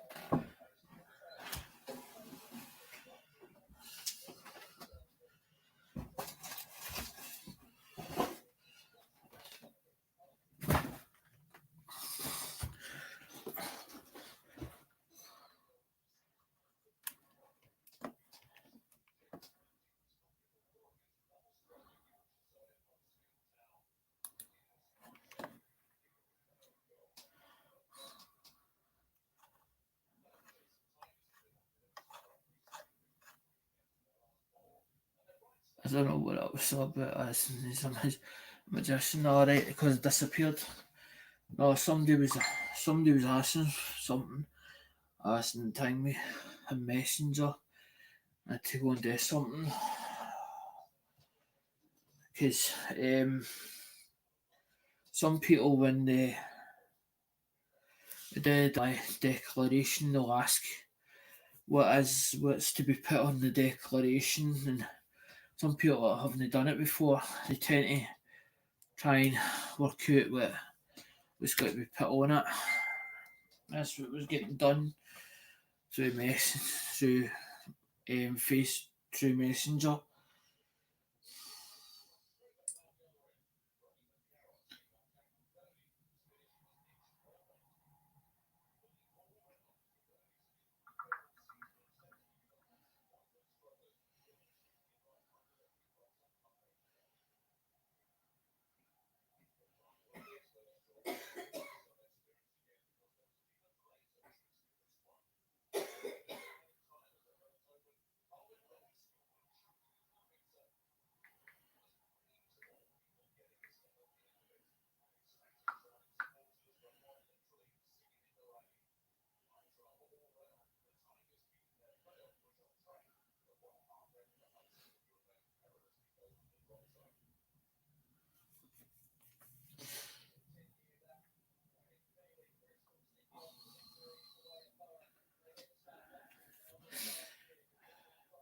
I'm not staying on for long, William, because I think we've not done the spinning the wheel, but the spinning the wheel will get done next time.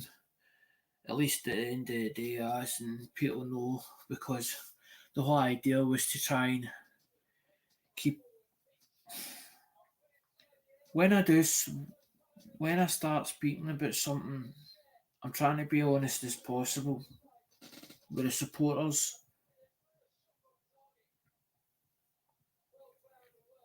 That's fine if you're off. No, because I'm trying to be honest and open with everybody as and so that they know what's going on. Because I'm trying to bring I'm trying to bring the channel forward. I'm trying to make it go forward. So I'm trying everything in my possible power to try and make it go forward. But without you guys, as in I find it hard to try and move it forward to know what the next step to manage to bring it more forward, as in what other people may want, or sometimes we'll, alright, I hope I don't bid against you. I tend to what happens is, well, if I'm not looking for anything, right, or I'm not looking for anything. If I see something that's nice, something that I really like the look of, I'll get in there, but I'll go to a certain point where I'll cut off, or if I know it's 11:39. If I know somebody's really into it, and I feel that somebody's really into it, and somebody wants it more than what I do, sometimes I'll tend to take a back seat and let them get in there because I know it's all they're going to do is going to keep going, and I can sort of get this feeling, or I can tell as in when if somebody keeps putting a bid in and then another bid and then another bid, sometimes 3 or 4 bids, and you know straight away, or that person's going to come back with another bid. So then I tend to sort of back off because I'm like, well, he's really into that, or she's really into that. I'll sort of let it go. I'll sort of let it go.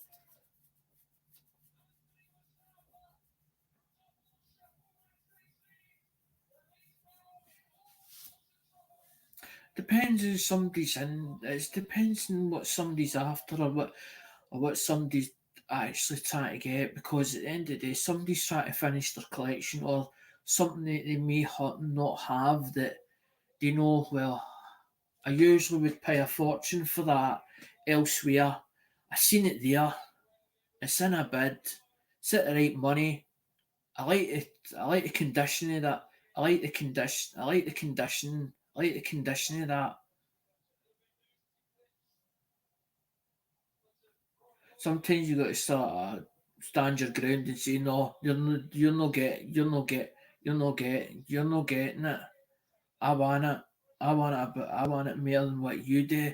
And then sometimes it's worth going in with the last bid or the last little, as in like a dig, as in, but you can't dig them because it's not a real lot. It's not a real live auction, or it's only with bids. So you're sort of trying to shove them out of the way, as in think, well, if I go that wee bit extra, just a wee tiny bit extra, just one last bid, and then you go, oh, I've had enough. I've had enough. Because I seen me do it with something and I go, I'm not going to go any higher for that now. I just have one wee last bid at it, one tiny last bid, and then I just time I jump at it. I've done that before. I've done that with phones on eBay. And like, I go to that price, and then I went, I got a wee bit more, a wee bit extra. Just another wee bit, another wee touch, and then I walked away from it and went, switching off. I'm switching off eBay. I'm switching off eBay, and I walked away from it. Uh, I've been back to it and telling me, you've been outbid. No, I'm not doing any more. No, that's it. Because when I go into eBay or whatever, I'm going for stuff that's either untested, job lot, or it's parts not work or parts not working. Because I'm taking it and going, well, part's not working. I'm like, it can't be that bad. Can't it be that bad? It's telling me that power's up or it's not charging. I'm like, it can't be much your fault on it. As in, it's not charging, so it could be the charger port. It could be a dead battery, or it could be a faulty battery. But then when I'm going in for coins, I'm like, it's got to be the nicest looking things I've like that. I'm going, well, that's got more detail. That's got plenty of details left. Plenty of details left in it.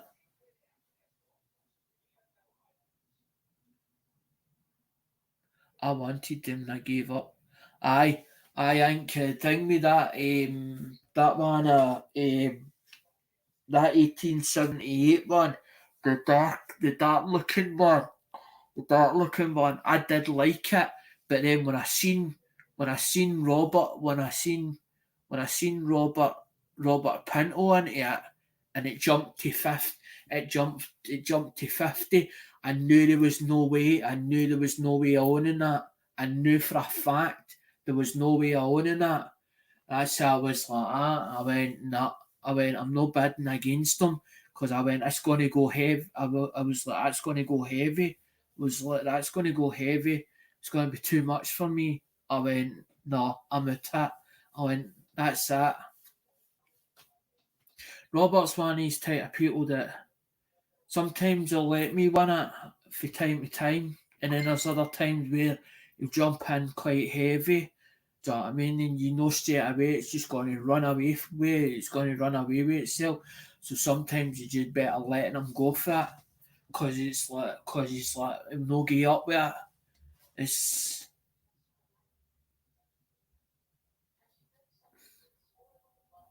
sometimes when you're in there with heavy bidders, sometimes what you got to do, William, is wait until what I usually do is see with the heavy hitters. You wait until they've spent their money. You wait until they've spent all their money because some weeks you'll see it's quiet. It's sort of quiet, so you'll know they've spent their tank money. They spent their tank money, so then you can get in and buy all the cheap stuff or the stuff that they would probably buy if they had the money. But because they've spent their tank money, because that's what a dealer does. What they'll do is they'll build up amount of stock, and then what they'll do is they'll cut back when they've spent so much yet to leave a pot enough for to work on it, as in for to buy stuff in, as in like for people coming in to the place of residence that they've got. But what they'll do is any money that they've built up, because they'll build up a pot so much, and then what they'll do is they'll go in here heavy in an auction and maybe buy 20, 30, 40 items as not once for maybe a week or 2 weeks, and then all of a sudden it goes quiet, and then it goes quiet. There's a few I can't compete with as I don't have the same amount of money I can.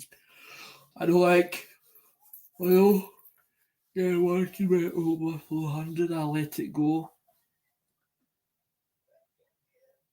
Usually, I buy the odd more. I buy the odd Morgan or a piece dollar. But then I'm like, can I actually justify the amount I think me the amount for one of them? I'm like, because that was like that other one. What happened was is I seen him going in. I seen him going into that one, right, and I thought I just bid it a wee touch. I thought I'm no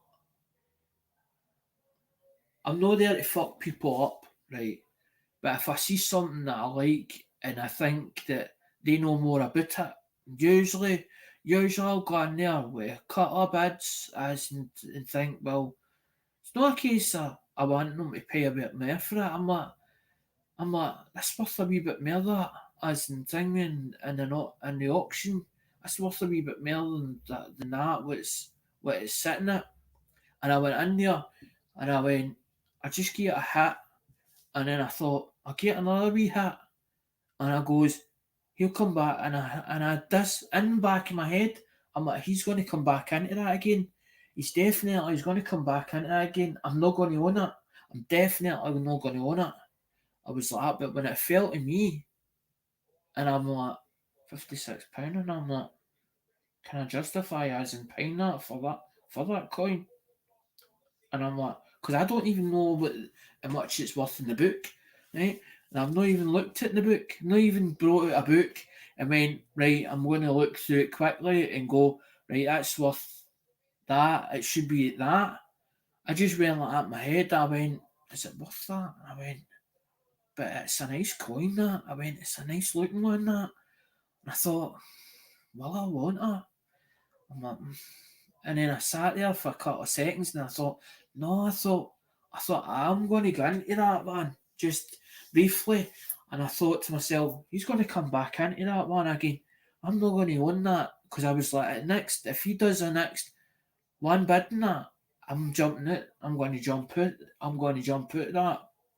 And then when it didn't, it stung me when it said once, twice. I was like, I'm fucking owning that. I was like, oh no. I was like, I've got to pay for it.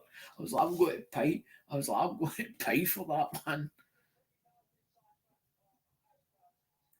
No, I don't, because that's what my dad used to say, William, in an auction you can get carried away and then you'll never get your money back on it.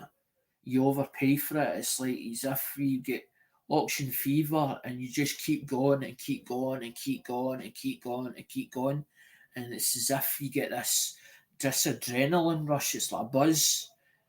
As in thing me that you just got to keep going. But you've got to realise that as in everything's got a price on it, as in you either undervalue or as in you know where you're going to take that or you're going to sell it to. You have a person in mind for that. Oh, he's going to pay that. He'll give me that for that. But seeing you haven't, seeing you not got the clientele behind you, forget it. Don't even think about buying it. But see if you like it. See if you really like something, somebody else will like it. As in, see if it's so good that as if it's teasing you. It's as if like it's like me going on eBay and I'll see something and it's as if it's telling me buy me, and it's a case of you put it on a watch list, right? And what'll happen is you got away from it, and all of a sudden, in the back of your mind, something will be drawing you back to it as if to say buy me, buy me. And it's as if it's like flashing lights at you. Buy me. And it's telling you, it's as if it's telling you, buy me, buy me. And you're like, why is it telling me? Why is it telling me this? As in the back of my head, why is it telling me buy me for? But you don't know because you're like, this is drawing me to it. It's as if it's a gut feeling you're getting to something and it's drawing you to it and you can't refuse it, you're like, I'll buy it, I'm going to buy that. But it depends on the price it is because you're like, I can afford it. I'm not going to leave myself short when I buy it. Look, how quickly can I turn? How quickly can I turn that? How quickly can I turn that? That's you got to sort of think about. Can I leave it in my collection and not worry about it? You have to get an idea of the price, or else you get you can get burned quite a few times, but you learn by your mistakes. It's a learning curve all the time. My old man used to say, see, as long as you're not losing money, either you're getting your money back or a wee bit of profit, that's all you need to do. So that's all you need to worry about. If you start losing money, then you're doing something wrong. You need to then ding me as in resort back to something else. As in you're doing something wrong and you've got to figure it out in your own head. What am I doing wrong? Where am I going wrong? Where am I going wrong? And that's when you've got to start asking yourself questions.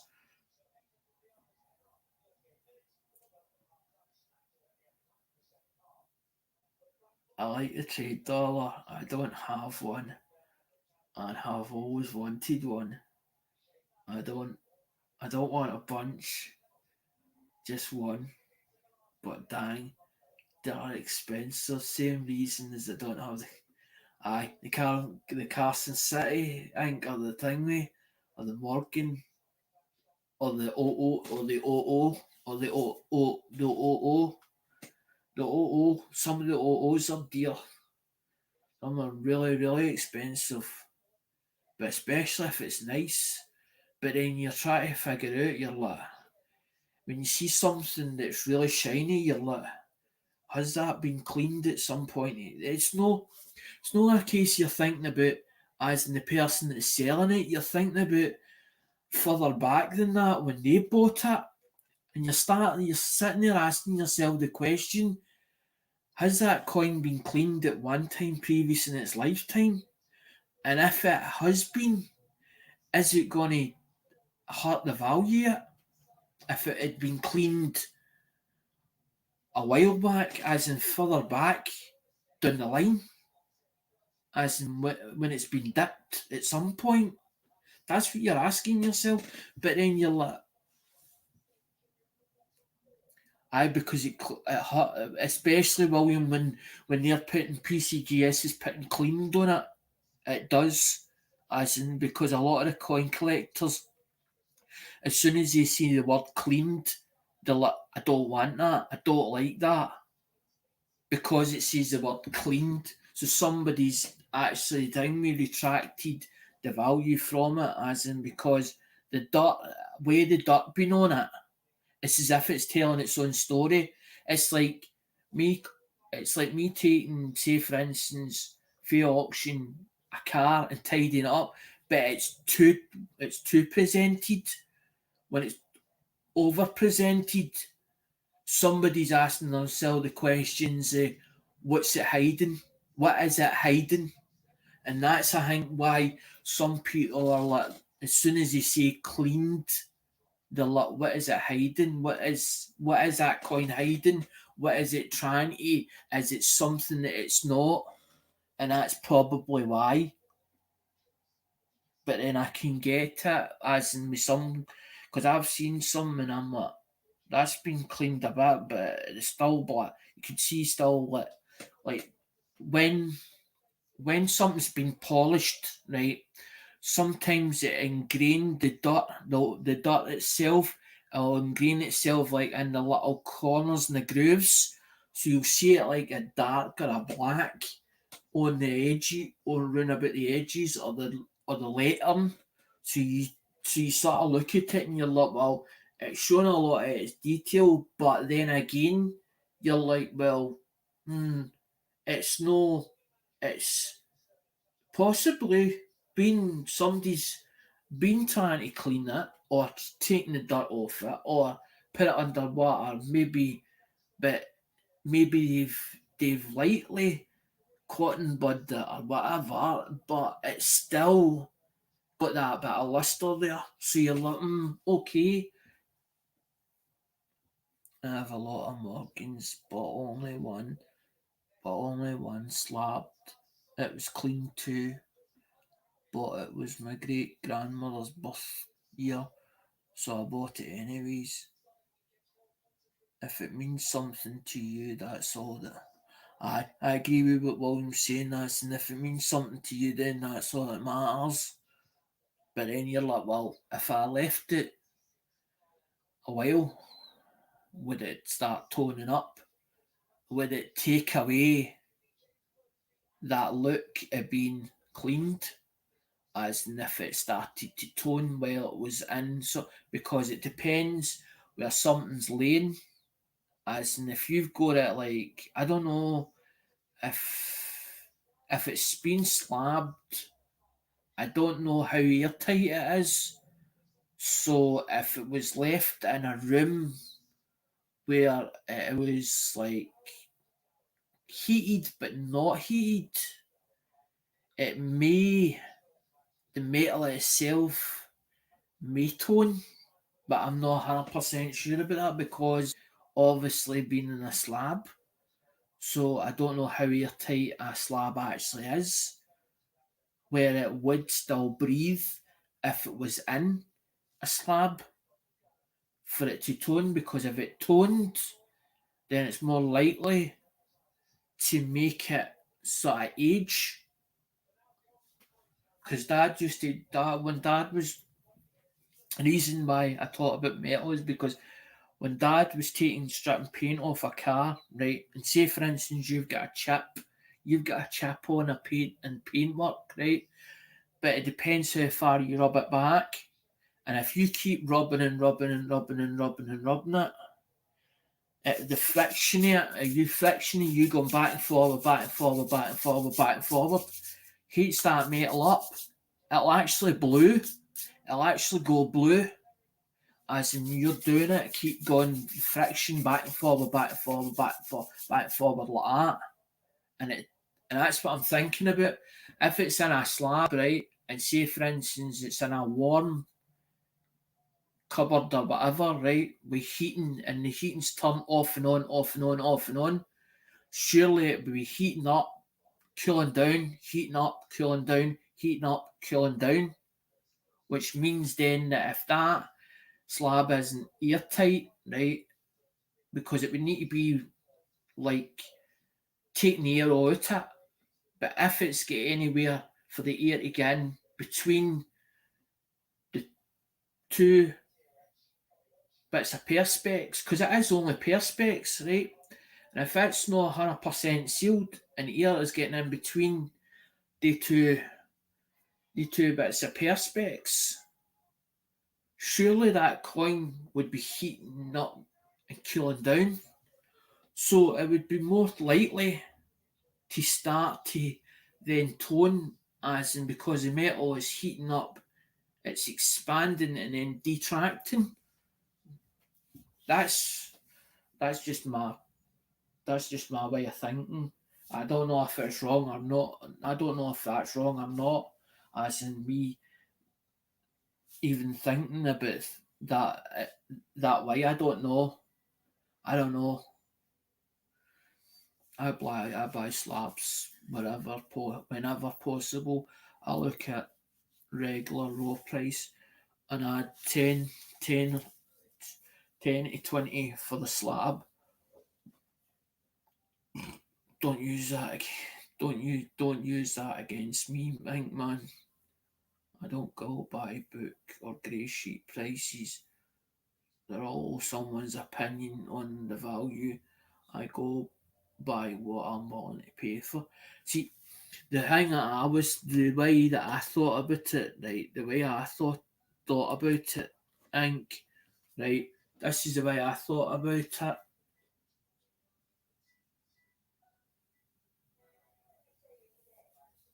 I don't crack a slab. See if it's in a slab, don't touch it. I don't even touch it. I'm like, do I break it? Do I not break it? And I'm like, do I? And I'm like, why am I going to break it? Why am I going to break it for? Am I going to take the coins out it and put them into an album or am I going to put them into a flip? When I get I like them when they're like that, as in singly, because I'm like, well, at least then the singly done. But then I'm like, if it's been as in if I've got it in and it's just in a bag or whatever, because they were cut like they ones they were cut off her, because that's what you see. You see the red striping. If somebody's cut them at some point off a set. I was just thinking hang me. I was just thinking that the way I was thinking about it was as in I wasn't thinking about it as cracked. I'm thinking about it as in is it actually airtight? Is that slab actually airtight? Because if you were to get a vacuum cleaner, right? Say for instance you get a vacuum cleaner, right? And you know how you've got them airtight bags, as in for when you put your clothes in. And if you suck the air out of there, right, you're sucking it out and it pulls it in tight, right? But if you've got because if you think about as in how many times have you went to auction and seen what they call a rattler, right? Now, if you can do that with a coin, right, as a rattler, right, you think about it as in how much space must be between as in the two bits of perspex, right? Because it's not tight against the perspex, because if it was tight against it, that coin wouldn't be able to move at all, as in because it was sitting right tight against it. So the seal can't be that tight. So if you've only got, it could you only need a pinhole a tiny pinhole for air to get inside it.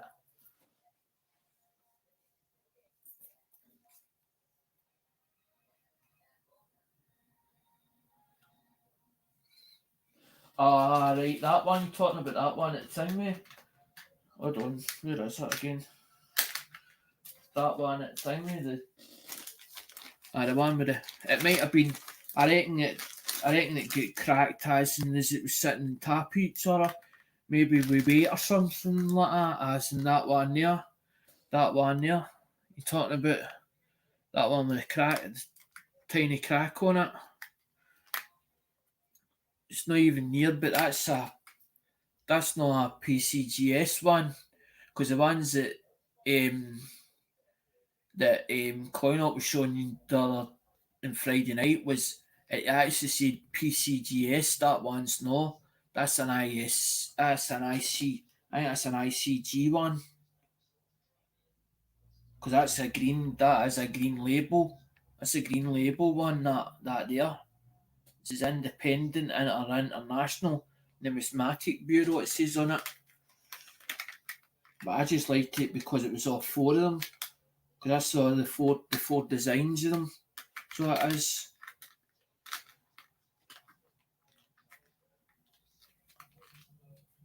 Because as it said, the price of them went up sky high. But a lot of people, what they'll do is they'll tend to actually send. What they'll do is they'll crack them out or whatever, and then what they'll do is they'll send.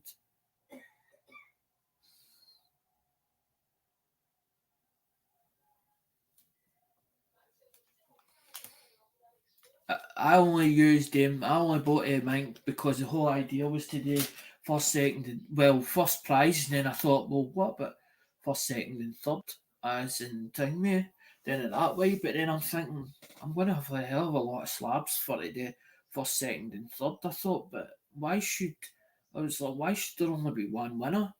But then I'm like, they're between because I was like, I'm thinking to myself when I first went for them name slabs, I was like, well, I'll either pay between sort of 15 up to about 40, as in between 15 and 40, because I was like, well, a silver bit or a 1 ounce is like, I've seen me paying between 35 and 40 odd for one for the thing with just a 1 ounce. So I was like, well, let's make that first prize, as in the first prize is kind of round about that figure, and then for the other stuff, as in the cheaper end of stuff, as in about £20-30 at most, and leave it at that because I thought, well, I'm going to have to go up the grade because I was at one time I was like 15, 20, 25 amount, and I was like, I wasn't really getting much. I was like getting proof. I was getting like the odd proofs and odd bits and pieces and that, and I was like, do I really want that stuff? I was like, do I really want the bits? Do I not want more the sort of silver bits?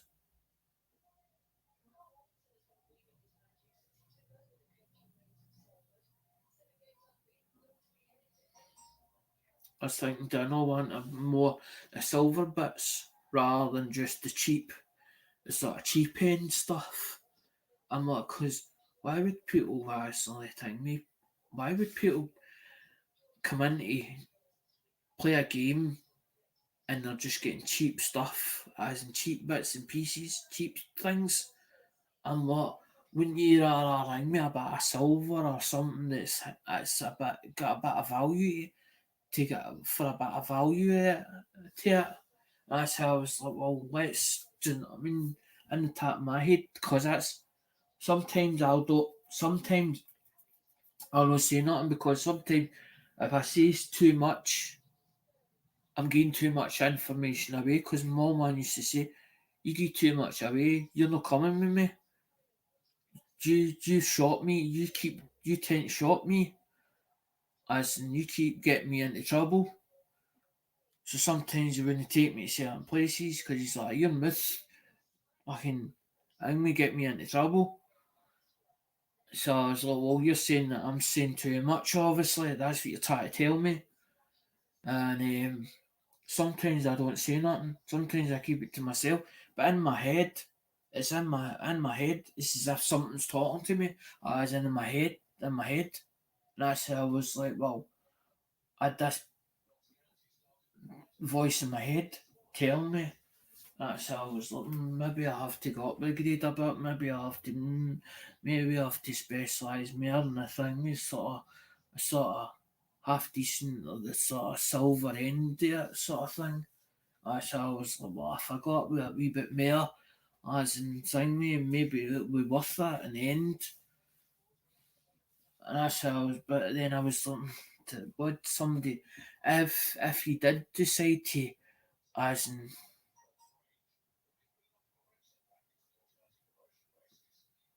it looked like it was going to be a lot. It looked as if it was going to be a lot of what Mr. Dogboy. No, I didn't watch Dogboy's last video. I sort of went on to watching this thing where arcade stuff or something like that just recently for some apparent reason. I don't know. I don't know what it is. I've seen people as in do content videos and it's all arcade related just recently.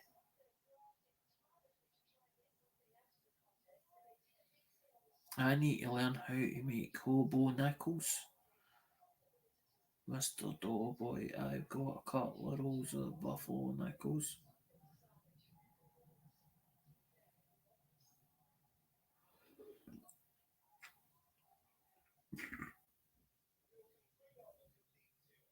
Because I remember, um, who was it?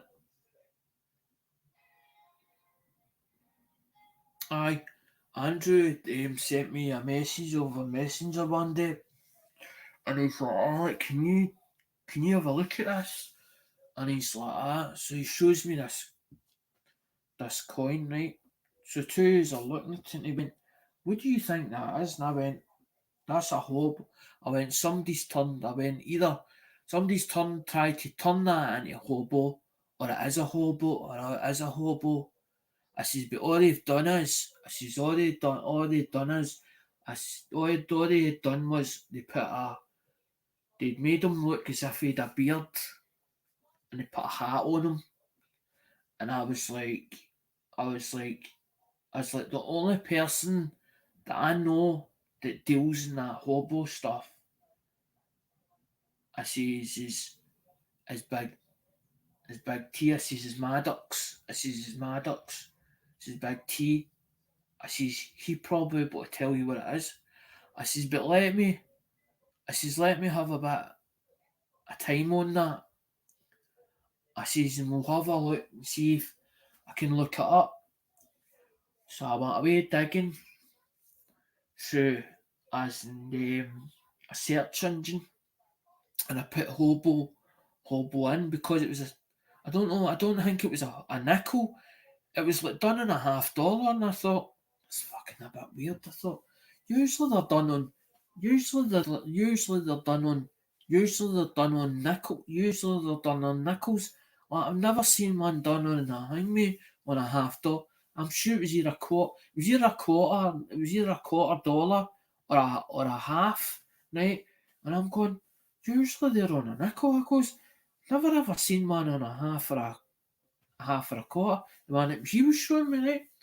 So I went and checked it, and eventually, I went away looking for it, and I'm like, and I seen the two letters on it, as in the scribe letters on it, and I says to him, I says, "They letters," I says, "they ring a bell with that artist." I says, "But it could be a copy." I says to Andrew, "It could be a copy. It could be a copy of her work." I says, "I'm sure it's a her." I says, "I'm sure it's a her." And fun enough, I went away and I says, "Aye," I says, "the missing," I says, "the middle," I says, "her middle initials." I says, "She's using her middle initials." I says, "Her middle initial." It was either her end surname, and it was missing the the missing the initial, her middle initial. I went away and me gave all the, so I sent all the me the pictures out to Andrew, and I sent him all the me all the information, and he's like, "Oh, thanks for that," because he was stumped with it as well when he saw it and he showed me it, and as soon as I saw it, I was like, "I recognise that." So I recognise that bit of work. I went, "It's a nice thing." I says, "It's a nice coin," and I went, "It's nicely done." I says, "It's nicely done that." I says, "But dang me," I says, "some people," I says, "wouldn't know what that is." I says, "Unless you've seen one before." I says, "But I have seen," I says, "I've seen a few of them." I says, "Fun enough." I says, "I've seen a few of them." I says, "And that's how I recognised it."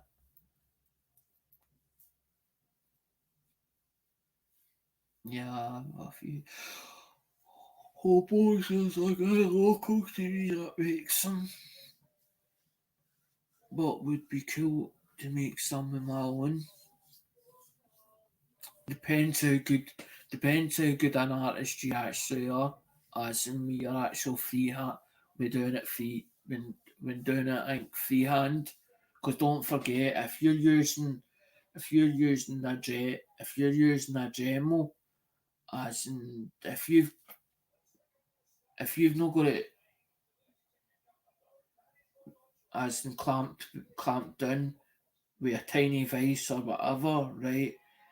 And as it's vibrating, you're having to hold it down, and as it's vibrating like that, as in you have got to have a steady hand, as in a steady hand to basically, as in be able to, as in to flick it or whatever, as in with that Dremel while it's vibrating.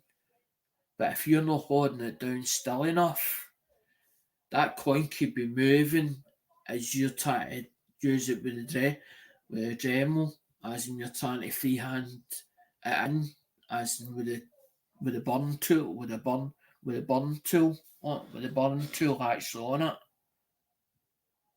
Not a 710, we didn't do the game because of the thing we got, like what it is, get chatting and then it don't get carried away. And sometimes it's good to have a good chat with as in the followers or whatever, as in, and then let them carry on, as in whatever the topic turns out as. Because that's the way I used to do it, just let the topic flow. And if people viewed it, then that was totally up to them whether they viewed it or not. Because as I said, I need to make more of the minimum prizes, but I need to find a box that's got quite a good bit of selection in it. because that's what I was trying to do the other week here during the week, last week, or during the week, Saturday, Monday, Tuesday. I think it was Monday, Tuesday. I started pulling things out of boxes. I pulling boxes as in this room, and I'm going through things as and then I had it on the bed. And fucking loads of it as in the bed. Put it up in the bed and rang me of it as in the two bags of stuff, and and I've got it all over, scattered all over the place in the bed. And I'm looking like that, and I'm going, where's the dimes? Where's this? Where's that? And I'm looking all over the place for it and trying to figure out which ones I had and which ones I didn't have. As I'm looking, because I was trying to get it in, as and what I was trying to do was trying to figure out, as in, did I have all the $5 finished? What mint marks that I actually had? Which ones that I didn't have? Where they were in P, because it should be P, D, and S, and then if there's ones missing, I don't want two P's or two D's.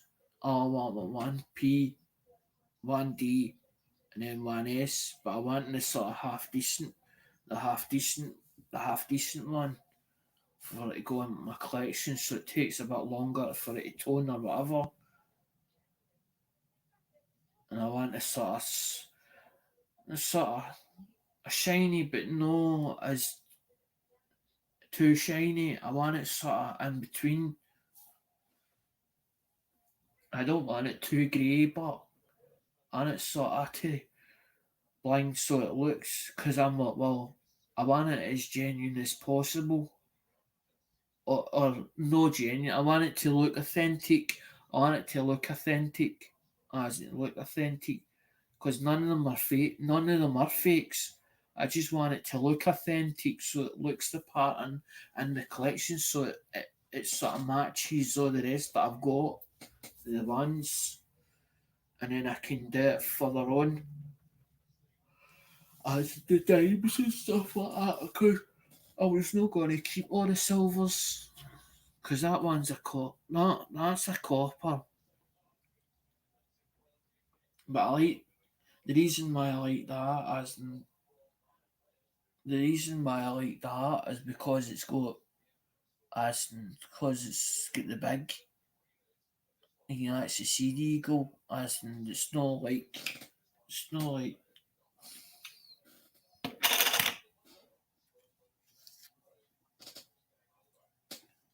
like that eagle as in, that eagle's got its wings, and then it's the chest has got like the American badge on the middle of it. That one's got like that one's got like the head or whatever, the head or whatever. But then you've got it like the flying wings, and then you've got the. I like that because it's got the sort of American flag in the reverse of it.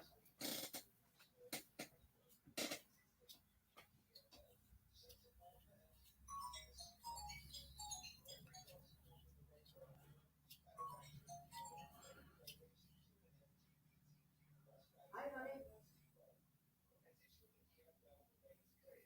Louise, what is it? Where's my letter?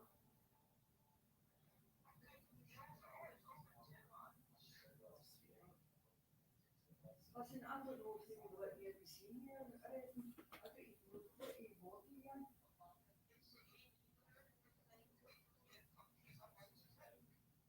Alright, so you up at 18, I can come up there. No, Oh, sweetheart, listen, it's fine. Listen, I'll be up. Right, right.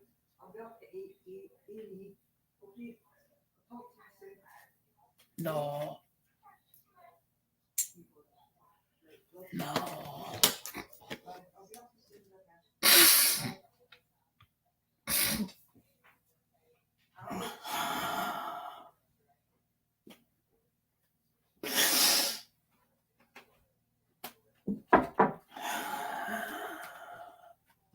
heard. I need to get my swole. It's fine, go. She's fine. Well, she's took too many paracetamols. I heard her saying that she couldn't deal with it or something. I heard her I thing, know, I mate. think something's getting too much for her. Aye. She phoned Lindsay, I think, but Nah, they wouldn't tell me. She wouldn't have got a order. her phone's off. Nah.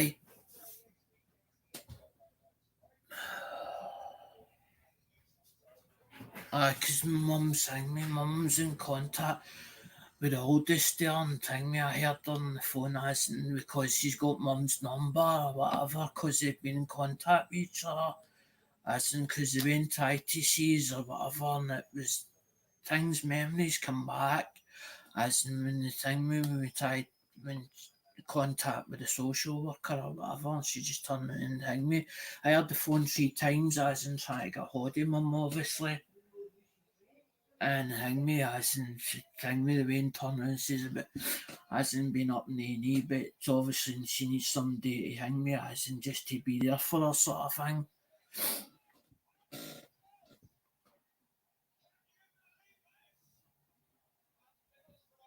That's how it hang me, that's how when I realised hang me because there's no way at all that if I went up there I'd just make it 10 times worse and I don't want mum to be stopped as and seen the way do you know what I mean?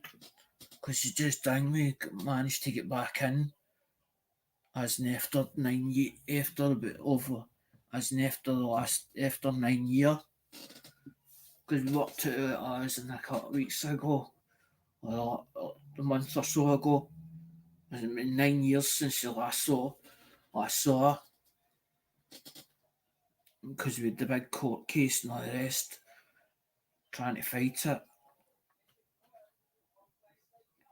I just don't like talk. I just don't like talking about it. So that's it. I don't usually say nothing, but when no obviously thing me as and everybody seen me break down and cry, do you know what I mean? Because it is tearful as and especially when hearing your own daughter on the phone. Do you know what I mean? And she's saying, "Oh, hang me," as in it's as if she's turning it up too much for her. Do you know what I mean? So obviously something's upset her, but who knows what it is? And then mum's like, "Oh, I need to go to A&E because she goes, did you want me up there?"